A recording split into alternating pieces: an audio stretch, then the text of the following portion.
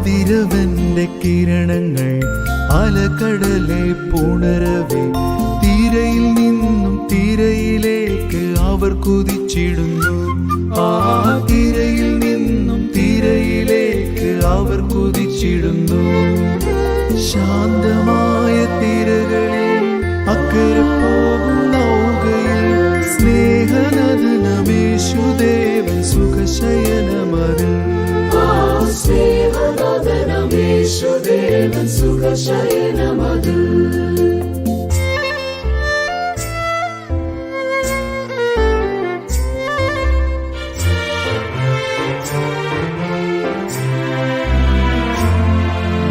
ജീവിത നൗക അലയിൽ ഉലഞ്ഞിടുമ്പോൾ ജീവിതനാഥൻ നിന്റെ ചാരയുണ്ട്.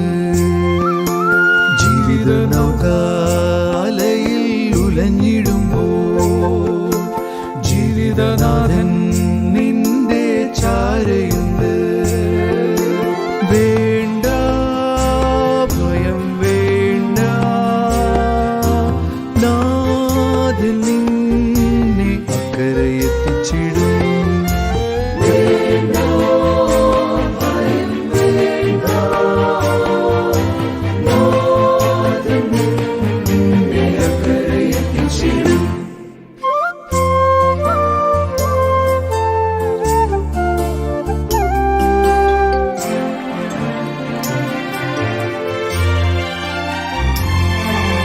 വിലയേറിയ നോവിനാഴങ്ങളിൽ നിരുപമനാം നാഥൻ അമരത്തുണ്ട്. നിലയേറിയ നോവിനാഴങ്ങളിൽ നിരുപമനാം നാഥൻ അമരത്തുണ്ട്. വേണ്ട ഭയം വേണ്ട, നാഥൻ നിന്നെ അക്കരെ എത്തിച്ചിടും.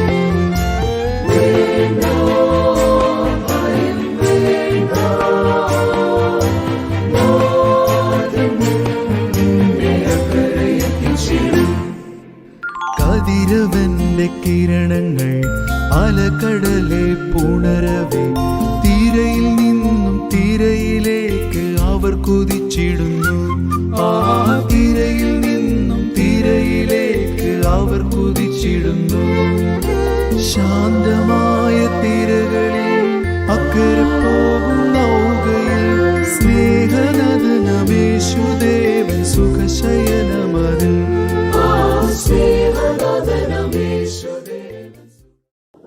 ദൈവനാമത്തിന് മഹത്വമുണ്ടാകട്ടെ. ഈ വിശുദ്ധ ദിവസത്തിൻ്റെ പ്രഭാത ആരാധനയിലേക്ക് നിങ്ങളെല്ലാവരെയും കർത്താവായ യേശുക്രിസ്തുവിന്റെ നാമത്തിൽ ഞാൻ ഹാർദവമായി സ്വാഗതം ചെയ്യുന്നു. പ്രാർത്ഥനയ്ക്കായിട്ട് നമുക്ക് നമ്മുടെ തലയിടാം. ഞാൻ യഹോവയെ എല്ലാ കാലത്തും വാഴ്ത്തും, അവൻ്റെ സ്തുതി എപ്പോഴും എൻ്റെ നാവിന്മേലിരിക്കും. ഞങ്ങളുടെ ദൈവമായ കർത്താവേ, എല്ലാ കാലത്തും അങ്ങേ സ്തുതിപ്പാൻ, മഹത്വപ്പെടുത്തുവാൻ, ആരാധിപ്പാൻ, അങ്ങേക്ക് സ്തോത്രയാഗങ്ങളെ അർപ്പിക്കുവാൻ ഇടകളായി ഞങ്ങൾക്ക് നൽകിയിരിക്കുന്ന ഭാഗ്യകരമായ പദവിക്കായിട്ട് ഞങ്ങൾ സ്തോത്രം ചെയ്യുന്നു. ഇന്ന് ഈ വിശുദ്ധ ദിവസത്തിൻ്റെ പ്രഭാതത്തിൽ ലോകമെമ്പാടുമുള്ള വിശുദ്ധന്മാരോട് ചേർന്ന് അങ്ങേ ആരാധിപ്പാൻ അവിടുന്ന് ഞങ്ങൾക്ക് നൽകിയ അവകാശത്തിനായിട്ട് ഞങ്ങൾ നന്ദിയോട് സ്തോത്രം ചെയ്യുന്നു. 2 or 3 പേർ എൻ്റെ നാമത്തിൽ എവിടെ കൂടിയാലും അവരുടെ മധ്യത്തിൽ എഴുന്നള്ളി വരുമെന്ന് വാഗ്ദത്തം ചെയ്ത കർത്താവേ, അവിടുത്തെ വാഗ്ദത്തത്തിനായിട്ട് ഞങ്ങൾ സ്തോത്രം ചെയ്യുന്നു. അവിടുത്തെ സാന്നിധ്യത്തിനായിട്ട് ഞങ്ങൾ അങ്ങേ സ്തുതിക്കുന്നു. ഈ ദിവ്യ ആരാധനയുടെ മധ്യത്തിൽ അവിടുന്ന് കർത്താവെ ഞങ്ങളോട് സംസാരിക്കണമേ എന്ന് ഞങ്ങൾ പ്രാർത്ഥിക്കുന്നു. ഞങ്ങളുടെ സ്തുതിയും സ്തോത്രവും ബഹുമാനവും പുകഴ്ചയും എല്ലാം കർത്താവിന് ഞങ്ങൾ അർപ്പിക്കുമ്പോൾ അവിടുന്ന് കർത്താവെ ഞങ്ങളിൽ പ്രസാദിക്കണമേ എന്ന് ഞങ്ങൾ പ്രാർത്ഥിക്കുകയാണ്.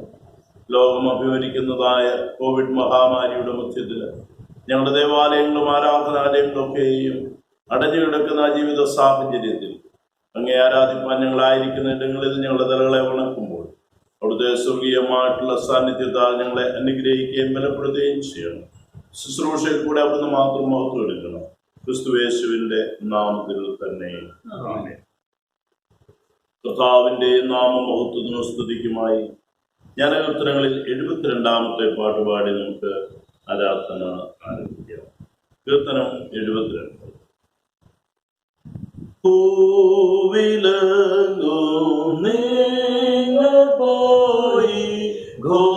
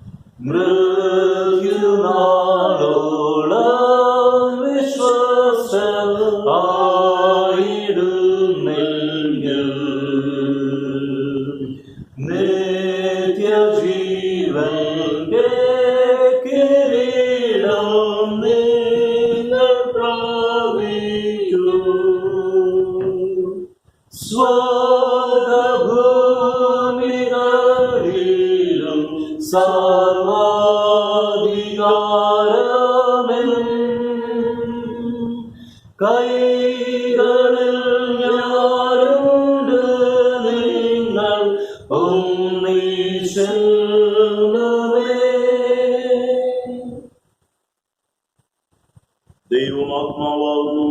അവനെ നമസ്കരിക്കുന്നവർ ആത്മാവിലും സത്യത്തിലും നമസ്കരിക്കണം.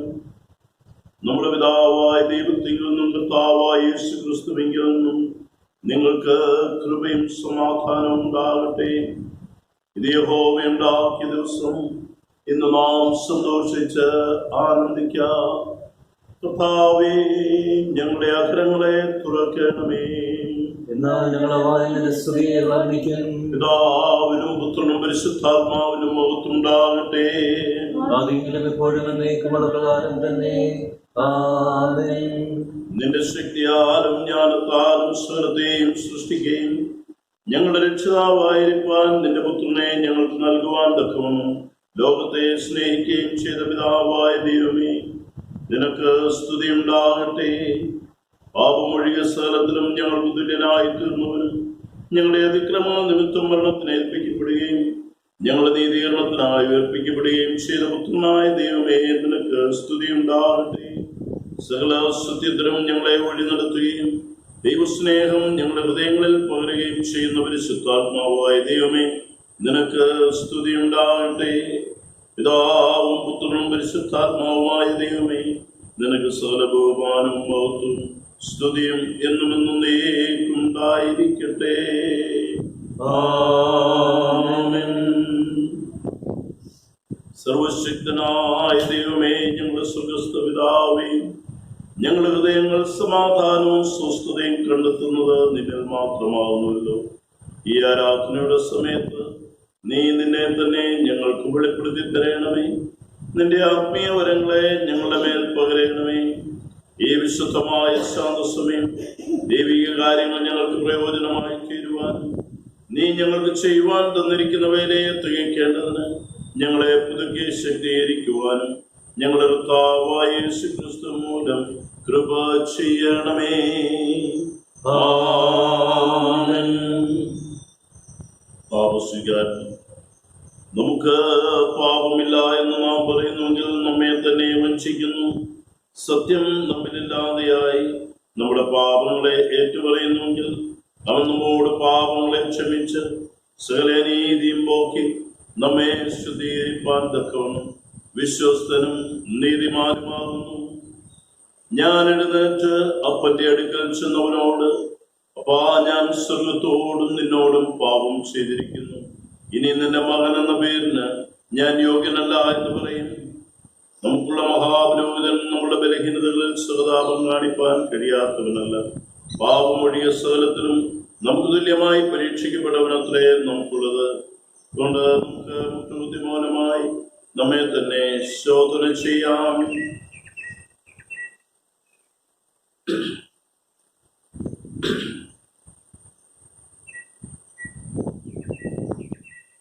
നമുക്ക് നമ്മുടെ പാപങ്ങളെ സർവശക്തനായ ദൈവത്തോട് ഏറ്റവും വിനയമായി ഏറ്റുപറയാം. മൂന്നാമത്തെ പ്രാർത്ഥന ഒരുമിച്ച് ചേർന്ന് ചൊല്ലാം. ദൈവമേ, നിന്റെ ദയയ്ക്ക് തക്കവണ്ണം എന്നോട് കൃപയുണ്ടാകണമേ. നിന്റെ കരുണയുടെ ബോധപ്രകാരം എന്റെ ലംഘനങ്ങളെ മായ്ച്ചു കളയണമേ. എന്നെ നന്നായി കഴിയന്റെ അകൃത്യം പോക്കണമേ. എന്റെ പാപം നീക്കി എന്നെ വെളിപ്പാക്കണമേ. എന്റെ ലംഘനങ്ങളെ ഞാൻ അറിയുന്നു. എന്റെ പാപങ്ങൾ മുഴുവൻ മുമ്പിലിരിക്കുന്നു. നിന്നോട് തന്നെ ഞാൻ പാപം ചെയ്തു. ഞാൻ ചെയ്തിരിക്കുന്നു. ദൈവമേ, നിർമ്മലമായ ഒരു ഹൃദയം എന്നിൽ സൃഷ്ടിച്ച് സ്ഥിരമായ ഒരു ആത്മാവിനെ എന്നിൽ പുതുക്കണമേ. നിന്റെ രക്ഷയുടെ സന്തോഷം എനിക്ക് തിരികെ തരണമേ. മനസ്സൊരുക്കമുള്ള ആത്മാവിനാൽ എന്നെ താഴ്മേണമേ. ആമേൻ. കരുണയുള്ള കർത്താവേ, നിന്റെ വിശ്വാസമുള്ള ജനങ്ങൾ തങ്ങളുടെ സകല പാപങ്ങളിൽ നിന്നും ശുദ്ധീകരിക്കപ്പെട്ട് ശാന്തമനസ്സോട് നിന്നെ സേവിപ്പാനായിട്ട് അവർക്ക് പാപമോചനവും സമാധാനവും നൽകണമെന്ന് ഞങ്ങളുടെ കർത്താവായ യേശുക്രിസ്തു മൂലം ഞങ്ങൾ നിന്നോട് അപേക്ഷിക്കുന്നു. ആമേൻ. 100-ാം സങ്കീർത്തനം വാക്യപ്രതിവാക്യമായിട്ട് വായിക്കാം. സങ്കീർത്തനം 100. സകല ഭൂവാസികളുമായുള്ളവരെ യഹോവയ്ക്ക് ആർപ്പിടുവിൻ. സന്തോഷത്തോടെ യഹോവയെ സേവിപ്പിൻ. സംഗീതത്തോടെ അവന്റെ സന്നിധിയിൽ വരുവിൻ. യഹോവ തന്നെ ദൈവമെന്നറിവിൻ. അവൻ നമ്മെ ഉണ്ടാക്കി, നാം അവനുള്ളവരാകുന്നു. അവന്റെ ജനവും അവൻ നയിക്കുന്ന ആളുകളും തന്നെ. അവന്റെ വാതിലുകളിൽ സ്തോത്രത്തോടും അവന്റെ പ്രാകാരങ്ങളിൽ സ്തുതിയോടും കൂടെ വരുവിൻ. അവന് സ്തോത്രം ചെയ്ത് അവന്റെ നാമത്തെ വാഴ്ത്തുവിൻ. യഹോവ നല്ലവനല്ലോ, അവന്റെ ദയ എന്നേക്കുമുള്ളത്. അവന്റെ വിശ്വസ്തത തലമുറ തലമുറയായി ഇരിക്കുന്നു. പിതാവിനും പുത്രനും പരിശുദ്ധാത്മാവിനും മഹത്വമുണ്ടാകട്ടെ. ആദിയെങ്കിലും ഇപ്പോഴും എന്നേക്കുമുള്ള പ്രകാരം തന്നെ. ആമേൻ. ഇന്നത്തേക്ക് നിശ്ചയിച്ചിരിക്കുന്ന ആ സങ്കീർത്തന ഭാഗം 119-ാം സങ്കീർത്തനം 33 മുതൽ 48 വരെയുള്ള ദൈവവചനങ്ങൾ വാക്യപ്രതിവാക്യമായിട്ട് വായിക്കും. സങ്കീർത്തനം 119, 33 മുതൽ 48 വരെ. യഹോവേ, നിന്റെ ചട്ടങ്ങളുടെ വഴി എന്നെ ഉപദേശിക്കണമേ. ഞാൻ അതിനെ അവസാനത്തോളം പ്രമാണിക്കും. ഞാൻ നിന്റെ നേരപ്രമാണം കാക്കേണ്ടതിനും അതിനെ പൂർണ്ണ ഹൃദയത്തോടെ പ്രമാണിക്കേണ്ടതിനും എനിക്ക് ബുദ്ധി നൽകണമേ. നിന്റെ കൽപ്പനകളുടെ പാതയിൽ എന്നെ നടത്തണമേ. ഞാൻ അതിൽ ഇഷ്ടപ്പെടുന്നുവല്ലോ. ദുരാദായത്തിലേക്കല്ല, നിന്റെ സാക്ഷ്യങ്ങളിലേക്ക് തന്നെ എന്റെ ഹൃദയം ശായമാറാക്കണമേ. വ്യാജത്തെ നോക്കാതെ വണ്ണം എന്റെ കണ്ണുകളെ തിരിച്ച് നിന്റെ വഴികളിൽ എന്നെ ജീവിപ്പിക്കണമേ. നിന്നോടുള്ള ഭക്തിയെ വർദ്ധിപ്പിക്കുന്നതായ നിന്റെ വചനത്തെ അടിയനെ നിവർത്തിക്കണമേ. ഞാൻ പേടിക്കുന്ന നിന്നെ അകറ്റിക്കളയണമേ. നിന്റെ വിധികൾ നല്ലവയല്ലോ. ഇതാ ഇതാ ഞാൻ നിന്റെ പ്രമാണങ്ങളെ വാഞ്ചിക്കുന്നു, നിന്റെ നീതിയാൽ എന്നെ ജീവിപ്പിക്കണമേ. യഹോവേ, നിന്റെ വചനപ്രകാരം നിന്റെ ദയയും നിന്റെ രക്ഷയും എങ്കിലേക്ക് വരുമാറാകട്ടെ. ഞാൻ നിന്റെ വചനത്തിൽ ആശ്രയിക്കുന്നത് കൊണ്ട് എന്നെ നിന്ദിക്കുന്നവരോട് ഉത്തരം പറവാൻ ഞാൻ പ്രാപ്തനാകും. ഞാൻ നിന്റെ വിധികൾക്കായി കാത്തിരിക്കാൻ സത്യത്തിന്റെ വചനം എന്റെ വായിൽ നിന്ന് നീക്കിക്കളയരുതേ. അങ്ങനെ ഞാൻ നിന്റെ പ്രമാണം ഇടപെടാതെ എന്നേക്കും ആചരിക്കും. നിന്റെ പ്രമാണങ്ങളെ ആരായുന്നതുകൊണ്ട് ഞാൻ വിശാലതയിൽ നടക്കും. ഞാൻ ലജ്ജിക്കാതെ രാജാക്കന്മാരുടെ മുമ്പിൽ നിന്റെ സാക്ഷ്യങ്ങളെ കുറിച്ച് സംസാരിക്കും. ഞാൻ നിന്റെ കൽപ്പനകൾ പ്രമോദിക്കുന്നു, അവ എനിക്ക് പ്രിയമായിരിക്കുന്നു. എനിക്ക് പ്രിയമായിരിക്കുന്ന നിന്റെ കൽപ്പനകളിലേക്ക് ഞാൻ കൈകളെ ഉയർത്തുന്നു, നിന്റെ ചട്ടങ്ങളെ ഞാൻ ധ്യാനിക്കുന്നു. പിതാവിനും പുത്രനും പരിശുദ്ധാത്മാവിനും മഹത്വമുണ്ടാകട്ടെ. ആദിയിലും ഇപ്പോഴും എന്നേക്കുമുള്ള പ്രകാരം തന്നെ. ആമേൻ. ഒന്നാം പാഠം രാജാക്കന്മാരുടെ 2-ാം പുസ്തകം 2-ാം അധ്യായത്തിൽ 1 മുതൽ 15 വരെ എഴുതപ്പെട്ടിരിക്കുന്ന ദൈവവചനം ശ്രദ്ധിക്കുകയും രാജാക്കന്മാരുടെ 2-ാം പുസ്തകം 2-ാം അധ്യായത്തിൽ 1 മുതൽ 15 വരെ എഴുതപ്പെട്ടിരിക്കുന്ന ദൈവവചനം. യഹോവ ഏലിയാവെ ചുഴൽക്കാറ്റിൽ സ്വർഗത്തിലേക്ക് എടുത്തുകൊള്ളുവാൻ ഭാവിച്ചിരിക്കുമ്പോൾ ഏലിയാവ് എലിശയോട് കൂടെ ഗിൽഗാലിൽ നിന്ന് പുറപ്പെട്ടു. ഏലിയാവ് എലിശയോട്, നീ ഇവിടെ താമസിച്ചുകൊള്ളുക, യഹോവ എന്നെ ബേഥേലിലേക്ക് അയച്ചിരിക്കുന്നു എന്ന് പറഞ്ഞു. എലിശ അവനോട്, യഹോവയാണ്, നിന്റെ ജീവനാണ്, ഞാൻ നിന്നെ വിടുകയില്ല എന്ന് പറഞ്ഞു. അങ്ങനെ അവർ ബേഥേലിലേക്ക് പോയി. ബേഥേലിലെ പ്രവാചക ശിഷ്യന്മാർ എലിശയുടെ അടുക്കൽ പുറത്തു വന്നു അവനോട്, യഹോവ ഇന്ന് നിന്റെ യജമാനനെ നിന്റെ തലയ്ക്കിൽ നിന്ന് എടുത്തുകൊള്ളും എന്ന് നീ അറിയുന്നുവോ എന്ന് ചോദിച്ചു. അതിന് അവൻ, അതെ, ഞാൻ അറിയുന്നു, നിങ്ങൾ മിണ്ടാതിരിപ്പീൻ എന്ന് പറഞ്ഞു. ഏലിയാവ് അവനോട്, എലിശേ, നീ ഇവിടെ താമസിച്ചു കൊള്ളുക, യഹോവ എന്നെ യെരിഹോവിലേക്ക് അയച്ചിരിക്കുന്നു എന്ന് പറഞ്ഞു.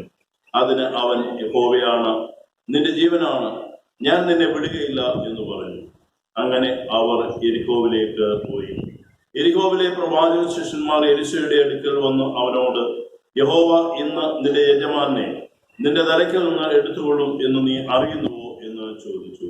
അതിന് അവൻ, അതെ, ഞാൻ അറിയുന്നു, നിങ്ങൾ മിണ്ടാതിരിപ്പീൻ എന്ന് പറഞ്ഞു. ഏലിയാവ് അവനോട്, നീ ഇവിടെ താമസിച്ചു കൊള്ളുക, യഹോവ എന്നെ യോർദാനിലേക്ക് അയച്ചിരിക്കുന്നു എന്ന് പറഞ്ഞു. അതിന് അവൻ, യഹോവയാണ്, നിന്റെ ജീവനാണ്, ഞാൻ നിന്നെ വിടുകയില്ല എന്ന് പറഞ്ഞു. അങ്ങനെ അവർ ഇരുവരും കൂടെ പോയി. പ്രവാചക ശിഷ്യന്മാരിൽ 50 പേർ ചെന്ന് അവർക്കെതിരെ ദൂരത്തു നിന്നു. അവർ ഇരുവരും യോർദാൻ അരികെ നിന്നു. അപ്പോൾ ഏലിയാവ് തന്റെ പുതപ്പെടുത്ത് മടക്കി വെള്ളത്തെ അടിച്ചു, അത് അങ്ങോട്ടും ഇങ്ങോട്ടും വിരിഞ്ഞു. അങ്ങനെ അവർ ഇരുവരും ഉണങ്ങിയ നിലത്തുകൂടി അക്കരയ്ക്ക് കടന്നു. അവർ അക്കരയ്ക്ക് കടന്ന ശേഷം ഏലിയാവ് എലിശയോട്, ഞാൻ നിങ്ങളിൽ നിന്ന് എടുത്തുകൊള്ളപ്പെടും മുമ്പേ ഞാൻ നിനക്ക് എന്ത് ചെയ്തു തരണം, ചോദിച്ചു കൊള്ളുക എന്ന് പറഞ്ഞു. അതിന് എലിശ, നിന്റെ ആത്മാവിൽ ഇരട്ടി പങ്ക് എന്റെ മേൽ വരുമാറാകട്ടെ എന്ന് പറഞ്ഞു. അതിന് അവൻ, നീ പ്രയാസമുള്ള കാര്യമാവുന്നു ചോദിച്ചത്. ഞാൻ നിങ്ങളിൽ നിന്ന് എടുത്തുകൊള്ളപ്പെടുമ്പോൾ നീ എന്നെ കാണുന്നുവെങ്കിൽ നിനക്ക് അങ്ങനെ ഉണ്ടാകും, അല്ലെന്ന് വരികിൽ ഉണ്ടാകില്ല എന്ന് പറഞ്ഞു. അവർ സംസാരിച്ചുകൊണ്ട് നടക്കുമ്പോൾ അഗ്നിരഥവും അഗ്നാശ്വങ്ങളും വന്ന് അവരെ തമ്മിൽ വേർപിരിച്ചു. അങ്ങനെ ഏലിയാവ് ചുഴലിക്കാറ്റിൽ സ്വർഗത്തിലേക്ക് കയറി. എലിശ അത് കണ്ടിട്ട്, എന്റെ പിതാവേ, എന്റെ പിതാവേ, ഇസ്രായേലിന്റെ തേരും തേരാളികളും എന്ന് വിളിച്ചു. പിന്നെ അവനെ കണ്ടില്ല. അപ്പോൾ അവൻ തന്റെ വസ്ത്രം പിടിച്ചു 2 ഖണ്ഡമായി കീറിക്കളഞ്ഞു. പിന്നെ അവൻ ഏലിയാവിന്മേൽ നിന്ന് വീണ പുതപ്പ് എടുത്ത് മടങ്ങിച്ചെന്ന് യോർദാനരികെ നിന്നു. ഏലിയാവിന്മേൽ നിന്ന് വീണ പുതപ്പ് കൊണ്ട് അവൻ വെള്ളത്തെ അടിച്ചു. ഏലിയാവിന്റെ ദൈവമായ യഹോവേ, യഹോവ എവിടെ എന്ന് പറഞ്ഞു. അവൻ വെള്ളത്തെ അടിച്ചപ്പോൾ അത് അങ്ങോട്ടും ഇങ്ങോട്ടും പിരിഞ്ഞു. എലിശ ഇക്കരയ്ക്ക് കടന്നു. യെരിഹോവിൽ അവനെതിരെ നിന്നിരുന്ന പ്രവാചക ശിഷ്യന്മാർ അവനെ കണ്ടിട്ട്, ഏലിയാവിന്റെ ആത്മാവ് എലിശയുടെ മേൽ അധിവസിക്കുന്നു എന്ന് പറഞ്ഞു അവനെ എതിരേറ്റ് ചെന്നു അവന്റെ മുമ്പിൽ സാഷ്ടാംഗം.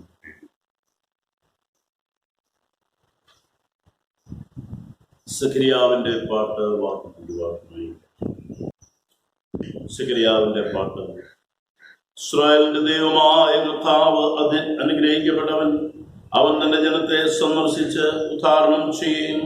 ആദിമുതൽ വിശുദ്ധ പ്രവാചകന്മാർ മുഖാന്തരം അരുളി ചെയ്തതുപോലെ നമ്മുടെ ശത്രുക്കളുടെ വശത്തു നിന്നും നമ്മെ പായിക്കുന്ന ഏവരുടെയും കയ്യിൽ നിന്നും നമ്മെ രക്ഷിപ്പാൻ ദാസനായ ദാവീദിന്റെ ഗ്രഹത്ത് നമുക്ക് രക്ഷയുടെ കൊമ്പുയർത്തുകയും ചെയ്തിരിക്കുന്നത് നമ്മുടെ പിതാക്കന്മാരോട് കരുണ പ്രവർത്തിക്കേണ്ടതിനും നമ്മുടെ ശത്രുക്കളുടെ കയ്യിൽ നിന്ന് രക്ഷിക്കപ്പെട്ട് നാം ആയുഷ്കാലമൊക്കെയും ഭയം കൂടാതെ മുമ്പിൽ വിശുദ്ധിയിലും നീതിയിലും തന്നെ ആരാധിപ്പാൻ നമുക്ക് കൃപ നൽകുമെന്ന് അവൻ നമ്മുടെ പിതാവായ അബ്രാഹാമിനോട് ചെയ്ത സത്യവും തന്റെ വിശുദ്ധ നിയമവും ഓർത്തതുകൊണ്ടുമാകുന്നു. നീയോ പൈതലെ അത്യുന്നതിന്റെ പ്രവാചകൻ എന്ന് വിളിക്കപ്പെടും, കർത്താവിന്റെ വഴി ഒരുക്കുവാനും നമ്മുടെ ദൈവത്തിന്റെ ആദരകരുണയാൽ അവന്റെ ജനത്തിന് പാപമോചനത്തിന് രക്ഷാപരിജ്ഞാനം കൊടുക്കാനുമായി നീ അവന് മുമ്പായി നടക്കും. ഇരുളിലും മരണത്തിലും ഇരിക്കുന്നവർക്ക് പ്രകാശിച്ച് നമ്മുടെ കാലുകളെ സമാധാന മാർഗത്തിൽ നടത്തേണ്ടതിന് ആ ആദരകരുണയാൽ ഉയരത്തിൽ നിന്ന് ദൈവം നമ്മെ സന്ദർശിച്ചിരിക്കുന്നു. പിതാവിനും പുത്രനും പരിശുദ്ധാത്മാവിനും മഹത്വമുണ്ടാകട്ടെ, ആദിയിലും ഇപ്പോഴും എന്നേക്കുമുള്ള പ്രകാരം തന്നെ. ആമേൻ. രണ്ടാം പാഠം.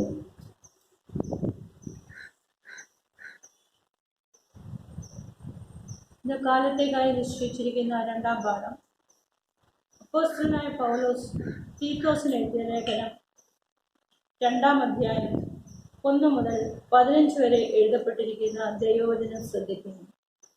തീത്തോസ് 2:1 മുതൽ 15 വരെ. നീയോ പത്യോപദേശത്തിന് ചേരുന്നത് പ്രസ്താവിക്കുക.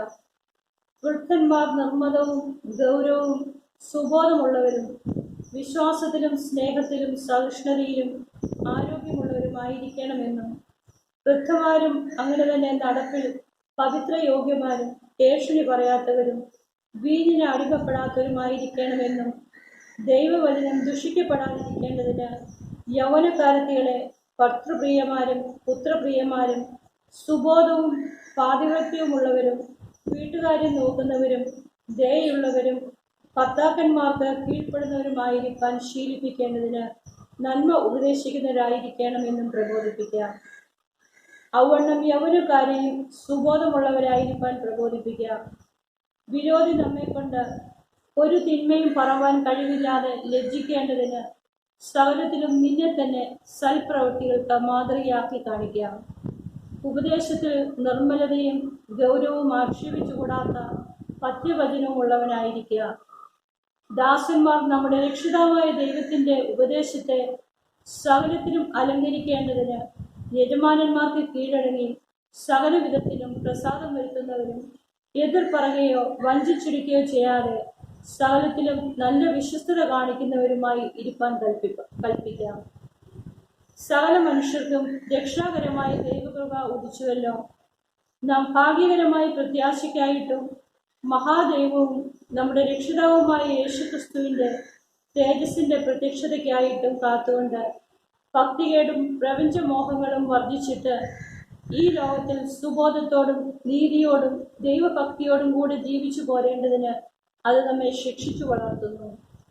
അവൻ നമ്മെ സകല അധർമ്മത്തിൽ നിന്നും വീണ്ടെടുത്ത് സൽപ്രവൃത്തികളിൽ ശുഷ്കാന്തിയുള്ള ഒരു സ്വന്തം ജനമായി തനിക്ക് ശുദ്ധീകരിക്കേണ്ടതിന് തന്നെത്താൻ നമുക്ക് വേണ്ടി കൊടുത്തു. ഇത് പൂർണ്ണ ഗൗരവത്തോടെ പ്രസംഗിക്കുകയും പ്രബോധിപ്പിക്കുകയും ശാസിക്കുകയും ചെയ്യുക. ആരും നിന്നെ തുച്ഛീകരിക്കരുത്.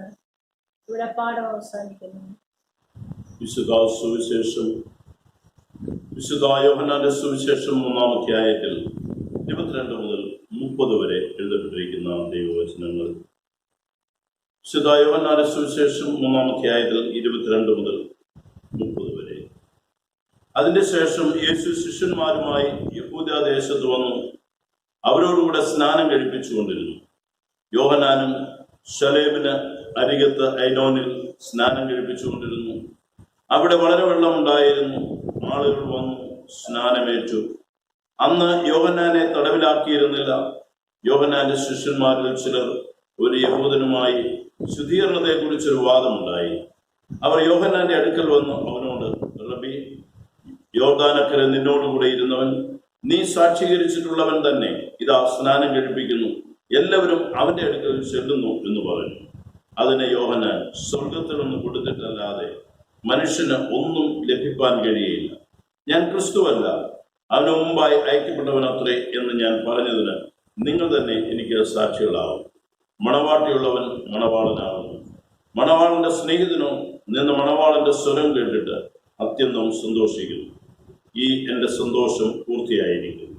അവൻ വളരണം, ഞാനോ കുറയണം എന്ന ഉത്തരം. പ്രാർത്ഥന. ഞങ്ങളെ സ്നേഹിക്കുന്ന സ്വർഗീയ നല്ല പിതാവേ, ഈ അനുഗ്രഹീതമായ വിശുദ്ധ ദിവസത്തിനായിട്ട് സ്തോത്രം. വീണ്ടും അവിടുത്തെ വചനത്തിന് മുമ്പിൽ ഞങ്ങളായിരിക്കുന്നു. മറിയെ പോലെ അവിടുത്തെ പാദപീഠത്തിലിരുന്ന് അവിടുത്തെ വചനം ഗ്രഹിപ്പാൻ കർത്താവെ അത് ഏറ്റെടുത്ത് ഞങ്ങളുടെ വിശ്വാസ ജീവിതത്തിൽ അവിടുത്തേക്ക് പ്രസാദകരമായ ജീവിതം നയിപ്പാനും ഞങ്ങളെ പ്രാപ്തരാക്കണമെന്ന് ഞങ്ങൾ യാചിക്കുന്നു. ഇന്ന് പകൽക്കാലം അവിടുത്തെ വചനം ഞങ്ങളോട് സംസാരിക്കണം. അടിയനെ ക്രിസ്തുവിന്റെ മറവിൽ മറയ്ക്കണം. അവിടുത്തെ ജനത്തോട് അവിടുന്ന് ഇടപെടണമേ. അവിടുന്ന് മാത്രം മുഖത്തെടുത്താട്ടെ. ക്രിസ്തുയേശുവിന്റെ നാമത്തിൽ ദൈവനാമത്തിന് മുഖത്തുണ്ടാകട്ടെ. വീണ്ടും വരുന്ന കർത്താവായ യേശു ക്രിസ്തുവിന്റെ നിസ്തുല്യനാമത്തിൽ നിങ്ങൾക്കെല്ലാവർക്കും സ്നേഹ വന്ദനം അറിയിക്കുന്നു.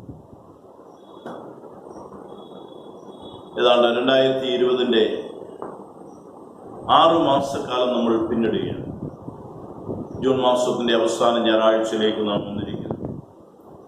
ഏതാണ്ട് ഡിസംബർ പകുതിയോടെ ലോകമെമ്പാടും ഭീതി വിതച്ചുകൊണ്ട് കൊറോണ വൈറസിന്റെ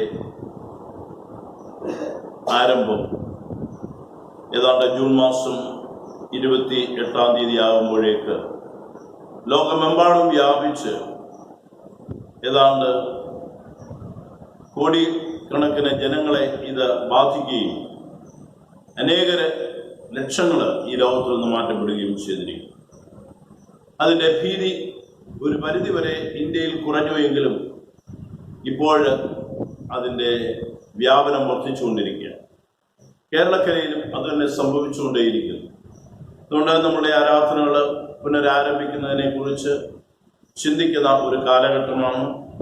നമുക്ക് ലഭിക്കുന്നതായ സാഹചര്യങ്ങളനുസരിച്ച് വീണ്ടും ശുശ്രൂഷകൾ ആരംഭിക്കുവാനായിട്ട് നമുക്ക് ദൈവത്തിൽ അപേക്ഷിക്കാം, പ്രാർത്ഥിക്കാം. ഈ ദിനങ്ങളിൽ കൂടുതലായിട്ട് ദൈവകൃപയിൽ ശരണപ്പെടുവാൻ ദൈവം നമ്മെ സഹായിക്കട്ടെ എന്ന് പ്രാർത്ഥിക്കും. കഴിഞ്ഞ ചില ആഴ്ചകളായിട്ട് ദൈവവചനത്തിൽ നിന്ന് തുടർച്ചയായിട്ട് നാം പഠിച്ചുകൊണ്ടിരിക്കുകയാണ്. കഴിഞ്ഞ ആഴ്ചയിൽ നമ്മൾ ആരാധന എന്ന വിഷയത്തെക്കുറിച്ച് നമ്മൾ കാണുകയുണ്ടായി. ഇന്ന് ശിഷ്യത്വം എന്ന വിഷയമാണ് നാം പഠിക്കുന്നത്. നമുക്ക് പഠിക്കുവാനായിട്ട് നൽകിയിരിക്കുന്ന വിഷയം ശിഷ്യത്വം എന്ന സാക്ഷ്യം എന്നുള്ളതാണ്. ഗുരു ശിഷ്യ ബന്ധത്തെ സൂചിപ്പിക്കുന്നതാണ് ഈ പദം എന്ന് കേൾക്കുമ്പോൾ തന്നെ നമുക്ക് അറിയുവാനായിട്ട് കഴിയും. ആർഷഭാരതത്തിന്റെ സംസ്കാരത്തിൽ ഗുരു ശിഷ്യ ബന്ധത്തിന് ഇത്രമേൽ മഹത്വം നൽകിയിട്ടുണ്ട് എന്നുള്ളത് വളരെ പ്രശംസനീയമാണ്. മറ്റേതെങ്കിലും രാജ്യങ്ങൾ ഇത്രത്തോളം ഗുരു ശിഷ്യ ബന്ധത്തിന് പ്രാധാന്യം നൽകിയിട്ടുണ്ടോ എന്ന് തന്നെ നാം സംശയിക്കേണ്ടതായിട്ട് ഇരിക്കും. ദൈവവചനം നാം പഠിക്കുന്നതായ സമയത്തും വേദപുസ്തകത്തിൽ ഏകദേശം 50ഓളം പ്രാവശ്യം ഈ ഗുരു എന്ന പദം തന്നെ ഉപയോഗിച്ചിട്ടുള്ളതായിട്ട് നമുക്ക് കാണാം. പഴയ നിയമത്തിൽ 3 പ്രാവശ്യവും പുതിയ നിയമത്തിൽ ബാക്കിയുള്ളതായ 47ലധികം പ്രാവശ്യം ഗുരു എന്ന പദം ഉപയോഗിച്ചിരിക്കുന്നു. ഉപനിഷത്ത് പറയുന്നത് ഗുരു എന്ന പദത്തിന്റെ അർത്ഥം ഗു എന്ന പദത്തിന് ഇരുട്ട് അല്ലെങ്കിൽ അന്ധകാരം എന്നും രു എന്ന പദത്തിന്റെ അർത്ഥം നിരോധിക്കുന്നതും എന്നാണ്. എന്ന് പറഞ്ഞാൽ അന്ധകാരത്തെ നിരോധിക്കുന്നവൻ, ഇരുട്ടിനെ അകറ്റുന്നവനാണ് ഗുരു എന്നുള്ളതായ അർത്ഥമാണ് അവിടെ കാണുവാനായിട്ട് കഴിയുന്നത്. വീണ്ടും ശിഷ്യൻ എന്ന പദത്തിലേക്ക് നാം കടന്നു വരുമ്പോൾ ഗുരുവിന്റെ ഉപദേശം കേൾക്കുകയും അനുസരിക്കുകയും ചെയ്യുന്നവനാണ് ശിഷ്യൻ. ശിഷ്യനെ കുറിച്ചുള്ള വർണ്ണന വേദപുസ്തകത്തിൽ വളരെയധികം നമുക്ക് ഇടങ്ങളിൽ കാണുവാനായിട്ട് കഴിയും. യെശയ്യാപ്രവാചകന്റെ പുസ്തകം 50-ാം അധ്യായത്തിന്റെ 4-ാം വാക്യം നമ്മൾ പഠിക്കുന്നതായ സമയത്ത് ഒരു ശിഷ്യനെ കുറിച്ചുള്ള ഒരു വർണ്ണന നമുക്ക് ഇവിടെ കാണുവാനായിട്ട് കഴിയും. അവിടെ ഇങ്ങനെയാണ് പറഞ്ഞിരിക്കുന്നത്: തളർന്നിരിക്കുന്നവരെ വാക്കുകൊണ്ട് താങ്ങുവാൻ അറിയേണ്ടതിന് യഹോവയായ കർത്താവ് എനിക്ക് ശിഷ്യന്മാരുടെ നാവ് തന്നിരിക്കുന്നു. അവൻ രാവിലെ തോറും എന്നെ ഉണർത്തുന്നു. ശിഷ്യന്മാരെ പോലെ കേൾക്കേണ്ടതിന് അവൻ എൻ്റെ ചെവി ഉണർത്തുന്നു. അപ്പോൾ കേൾക്കുകയും അനുസരിക്കുകയും അനുഗമിക്കുകയും ചെയ്യുന്നവനാണ് ശിഷ്യൻ എന്ന് നമുക്ക് മനസ്സിലാക്കുവാനായിട്ട് കഴിയും. വേദപുസ്തകം നമ്മൾ പഠിക്കുമ്പോൾ പ്രവാചക ശിഷ്യന്മാരെ കുറിച്ച് പഴയ നിയമത്തിൽ നാം കാണുന്നുണ്ട്. യഹൂദ സംസ്കാരത്തിൽ റബ്ബിമാരെയും അവരുടെ ശിഷ്യന്മാരെയും കുറിച്ച് പറയുന്നു. പുതിയ നിയമത്തിലേക്ക് നാം വരുമ്പോൾ യോഹന്നാന്റെ ശിഷ്യന്മാരെ കുറിച്ച് പറയുന്നുണ്ട്, പരീശന്മാരുടെ ശിഷ്യന്മാരെ കുറിച്ച് പറയുന്നുണ്ട്, അതുപോലെ തന്നെ മോശയുടെ ശിഷ്യന്മാരെ കുറിച്ച് പറയുന്നുണ്ട്. എന്നാൽ ശക്തീകരണം നൽകി പഠിപ്പിക്കുന്നത് യേശുവിന്റെ ശിഷ്യന്മാർ എന്നുള്ളതാണ്. യഥാർത്ഥ ഗുരു ശിഷ്യ ബന്ധത്തെ കുറിച്ച് പഠിപ്പിക്കുകയും വ്യാഖ്യാനിക്കുകയും ചെയ്തിരിക്കുന്നത് തന്നെ യേശു കർത്താവാണ്.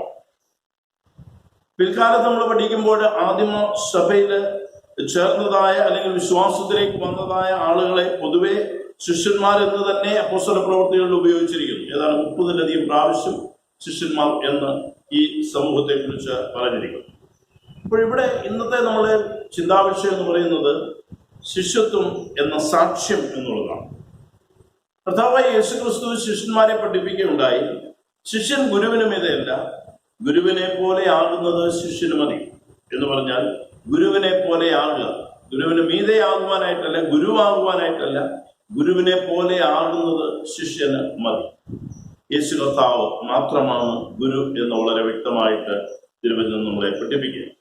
പ്രധാന സുവിശേഷം 28-ാം അധ്യായത്തിന്റെ 20-ാം വാക്യത്തിൽ കർത്താവ് പറഞ്ഞു, നിങ്ങൾ സകല ജാതികളെയും എൻ്റെ ശിഷ്യരാക്കിക്കൊള്ളുവിനും.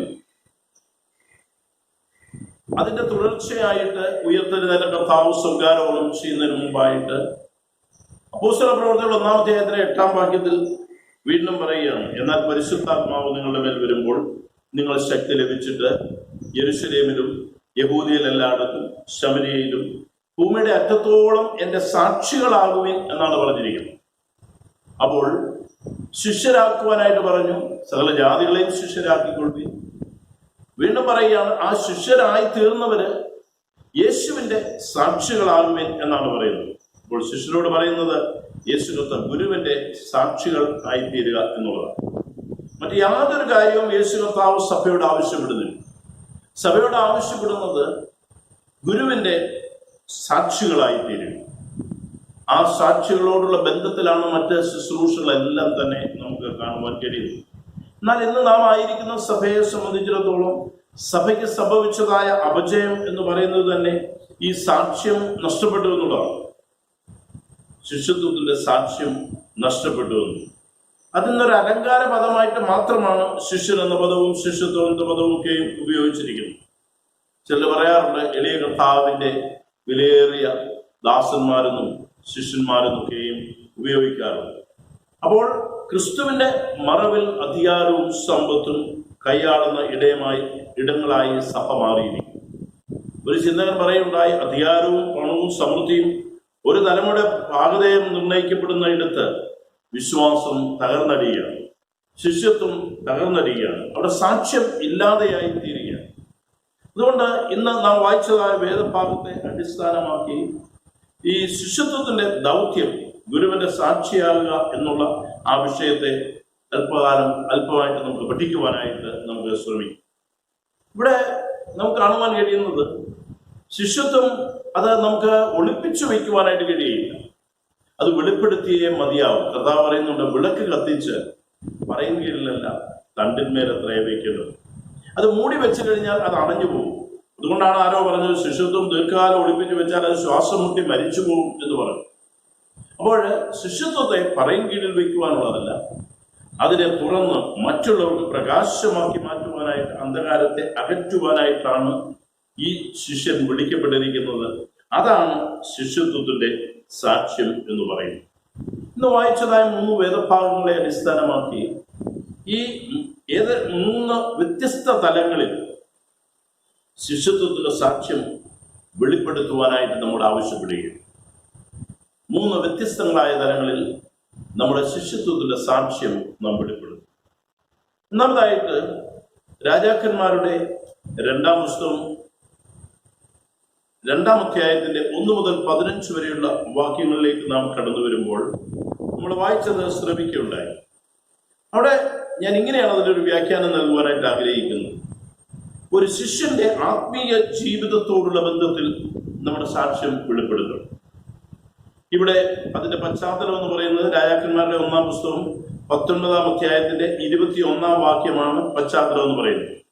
അവിടെ പറഞ്ഞിരിക്കുന്നത് ഏലിയാവ് എലീശയെ അഭിഷേകം ചെയ്യുന്നു. 19-ാം അധ്യായത്തിലെ 21-ാം വാക്യത്തില് ദൈവത്തിന്റെ നിർദ്ദേശപ്രകാരം, കൽപ്പന പ്രകാരം ഏലിയാവ് എലീശയെ അഭിഷേകം ചെയ്യുന്നു. പിന്നീട് 21-ാം വാക്യത്തിൽ പറയുകയാണ്, അങ്ങനെ അവനെ വിട്ട് ചെന്ന് ഒരേ കാളയെ പിടിച്ചു അറുത്തു, കാളയുടെ മരക്കോപ്പ് കൊണ്ട് മാംസം പാകം ചെയ്ത് ജനത്തിന് കൊടുത്തു, അവർ തിന്നു.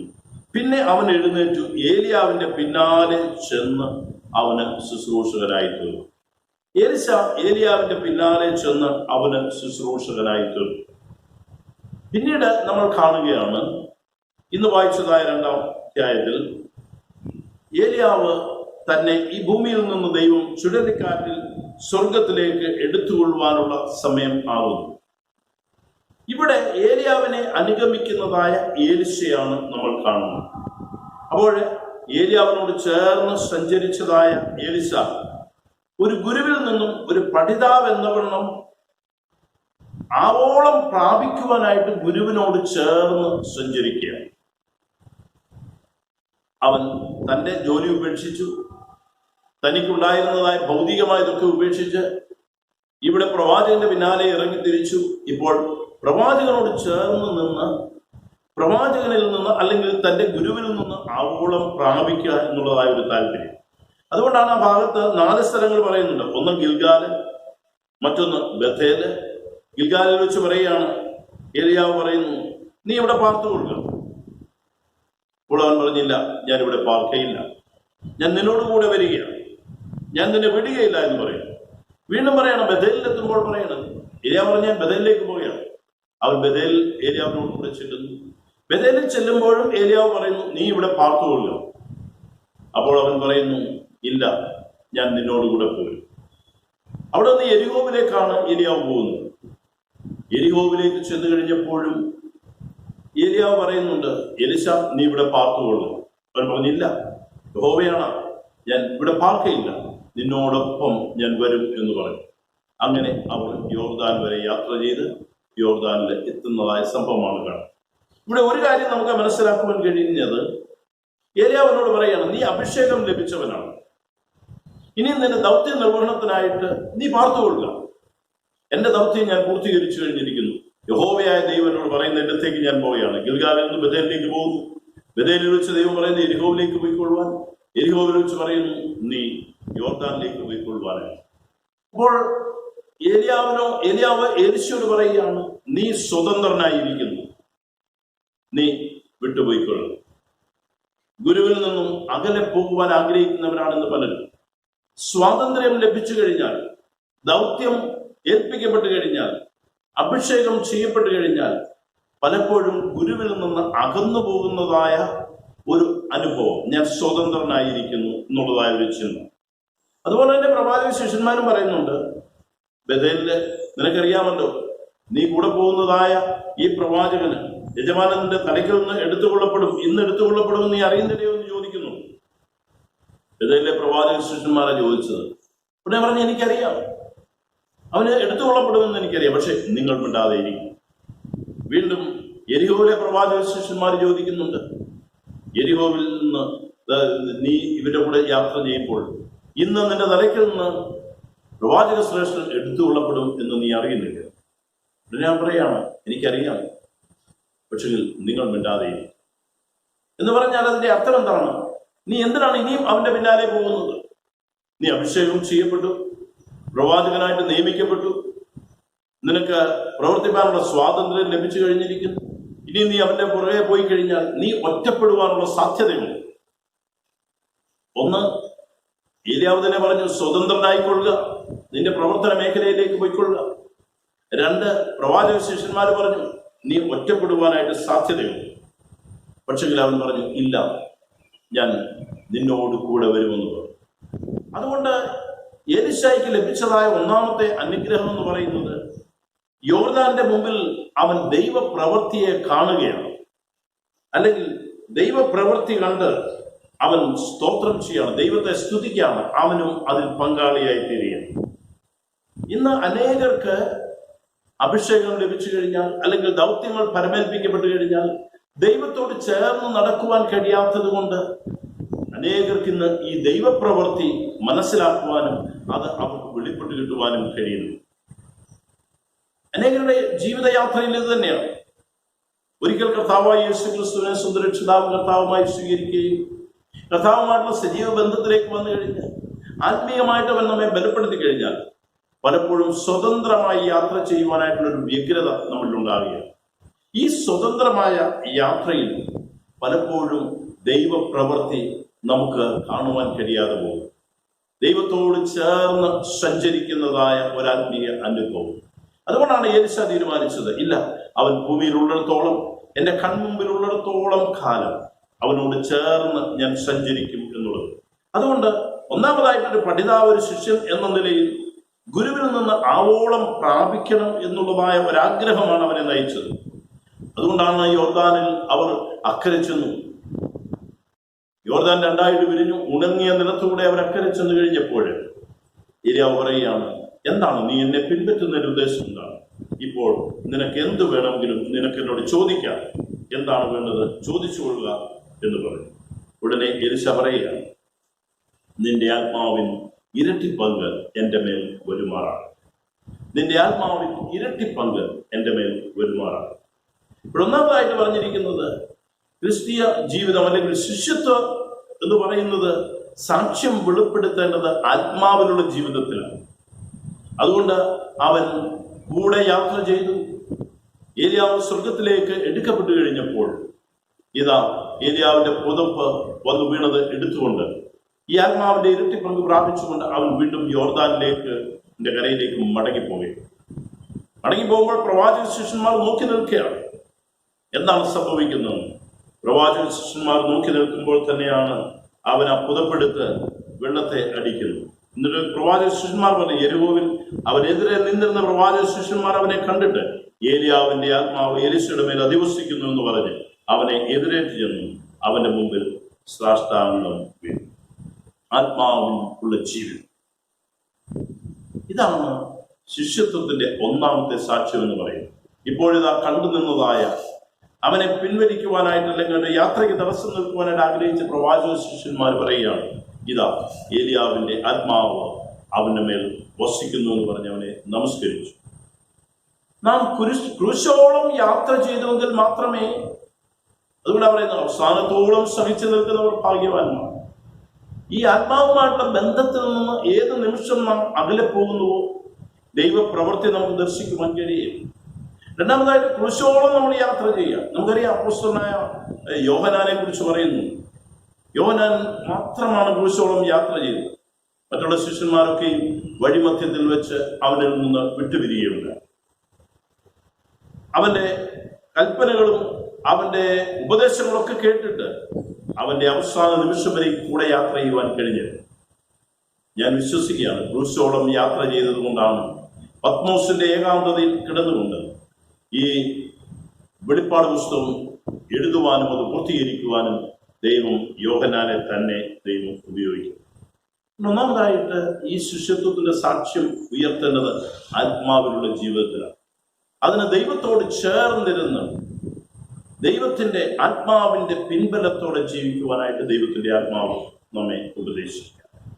രണ്ടാമതായിട്ട് തീത്തോസിന്റെ ലേഖനത്തിലേക്ക് നമുക്ക് കടന്നു വരും. പൗലോസ് അപ്പോസ്തലൻ തീത്തോസിന് എഴുതിയതായ ലേഖനം, അതിന്റെ 2-ാം അധ്യായമാണ് ഇന്ന് നമ്മൾ വായിച്ചത്. ഇവിടെ പറഞ്ഞിരിക്കുന്നത് ജീവിത ശൈലിയിൽ കൂടെയുള്ള സാക്ഷ്യമാണ് ആവശ്യമായിരിക്കുന്നത്. ജീവിത ശൈലിയിൽ കൂടെയുള്ള സാക്ഷ്യം നമുക്ക് ആവശ്യമായിരിക്കും. അപ്പോസ്തലനായ വിശുദ്ധ പൗലോസ് തീത്തോസിന് എഴുതുന്ന ലേഖനം, അതിന്റെ 2-ാം അധ്യായമാണ് നമ്മൾ വായിച്ചത്. അവിടെ ലൗകികരല്ലാതെ ജീവിക്കുവാനായിട്ട് യേശു കർത്താവ് യോഹന്നാൻ സുവിശേഷം 17-ാം അധ്യായത്തിന് 16-ാം വാക്യത്തിൽ പറഞ്ഞു, ഞാൻ ലൗകികനല്ലാത്തതുപോലെ അവരും ലൗകികന്മാരല്ല എന്ന് പറഞ്ഞാൽ, ലോകത്തിലാണ് ജീവിക്കുന്നതെങ്കിലും അവർ ലൗകികന്മാരല്ല. അവർക്ക് വേണ്ടിയാണ് ഞാൻ മധ്യസ്ഥത ചെയ്ത് പ്രാർത്ഥിക്കുന്നത്. സാധു സുന്ദർ സിംഗ് പറയുണ്ടായി, നിങ്ങൾ ഈ ലോകത്തിൽ ജീവിക്കുമ്പോൾ മത്സ്യം കടലിൽ ജീവിക്കുന്നത് പോലെ ആയിരിക്കണം, വസിക്കുന്നത് പോലെ ആയിരിക്കണം. കടലിൽ നിന്ന് മത്സ്യത്തെ നാം പിടിച്ചു കഴിഞ്ഞാൽ അതിന്റെ ശരീരത്തിൽ ഒട്ടും ഉപ്പുരസം ഉണ്ടായിരിക്കുകയും ഇതുപോലെയാണ് ലോകത്തിൽ നാം ജീവിക്കുമ്പോൾ ലോകക്കാരല്ലാതെ ജീവിക്കുവാനായിട്ടുള്ള ഒരു ആഹ്വാനമാണ്. അതാണ് ശിഷ്യത്വത്തിന്റെ സാക്ഷ്യം എന്ന് പറയുന്നത്. ഇവിടെ 2-3 കാര്യങ്ങൾ പറയുന്നു. എടുത്ത് ഞാൻ ഒന്ന് വായിച്ചു വിടാം. 2-ാം അധ്യായത്തിന്റെ 4-ാം വാക്യത്തിൽ പറയാണ്, ദൈവവചനം ദുഷിക്കപ്പെടരുത്.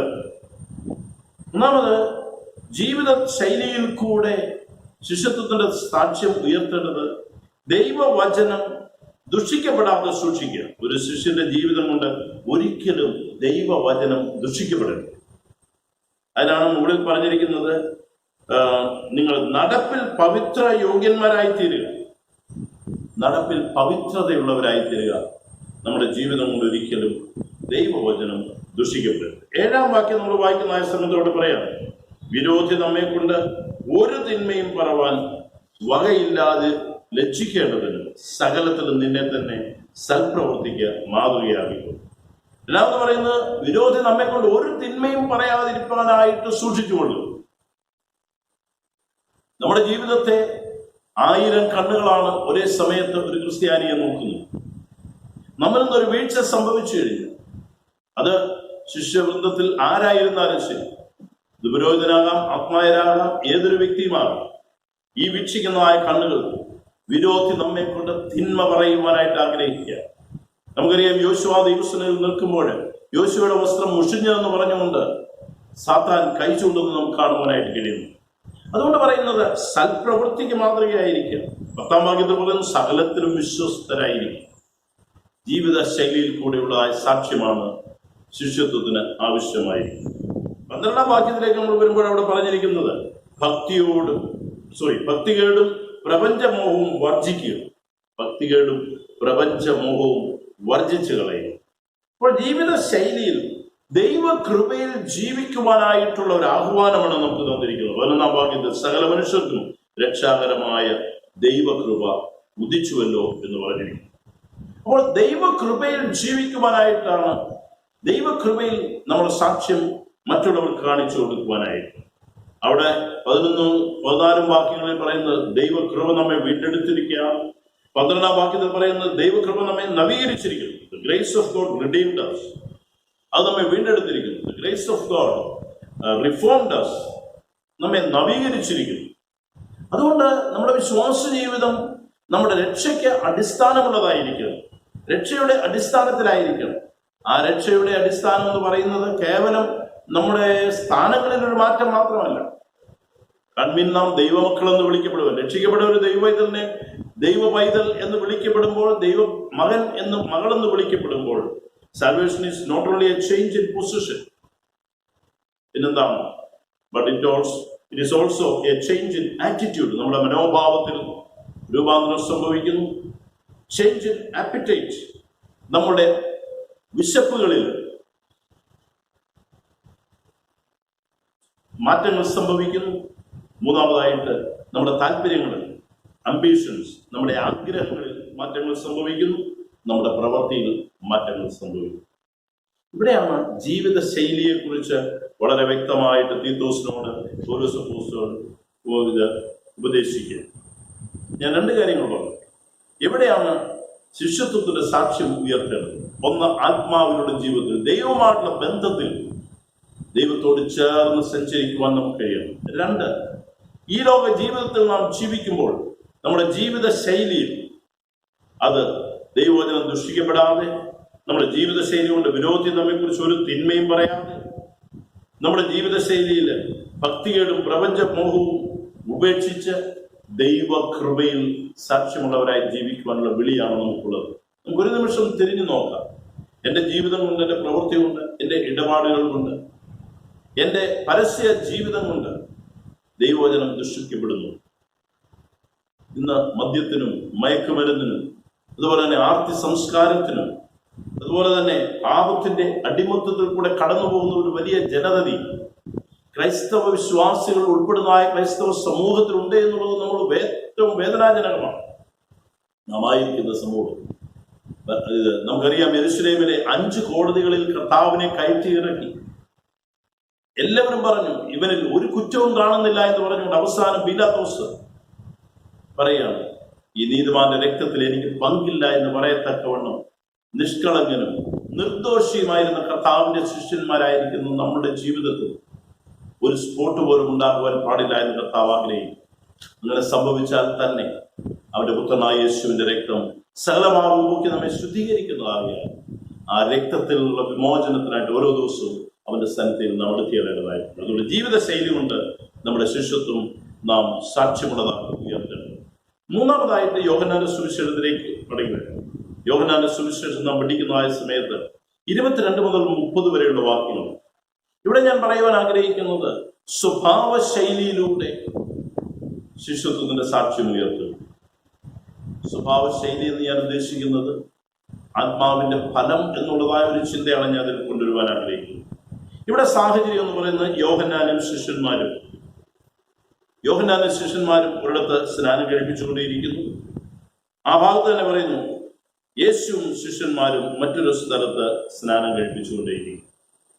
ഇവിടെ യോഹന്നാന്റെ ശിഷ്യന്മാരിൽ ചിലർ വന്ന് യോഹന്നാനോട് ഒരു സംശയം ചോദിക്കുന്നതോടൊപ്പം തന്നെ പറയുന്നു, റബ്ബി, യോർദാൻ അക്കരെ നിന്നോടുകൂടെ ഇരുന്നവൻ, നീ സാക്ഷീകരിച്ചിട്ടുള്ളവൻ തന്നെ ഇതാ സ്നാനം കഴിപ്പിക്കുന്നു, എല്ലാവരും അവന്റെ അടുക്കൽ ചെല്ലുന്നു എന്ന് പറഞ്ഞു.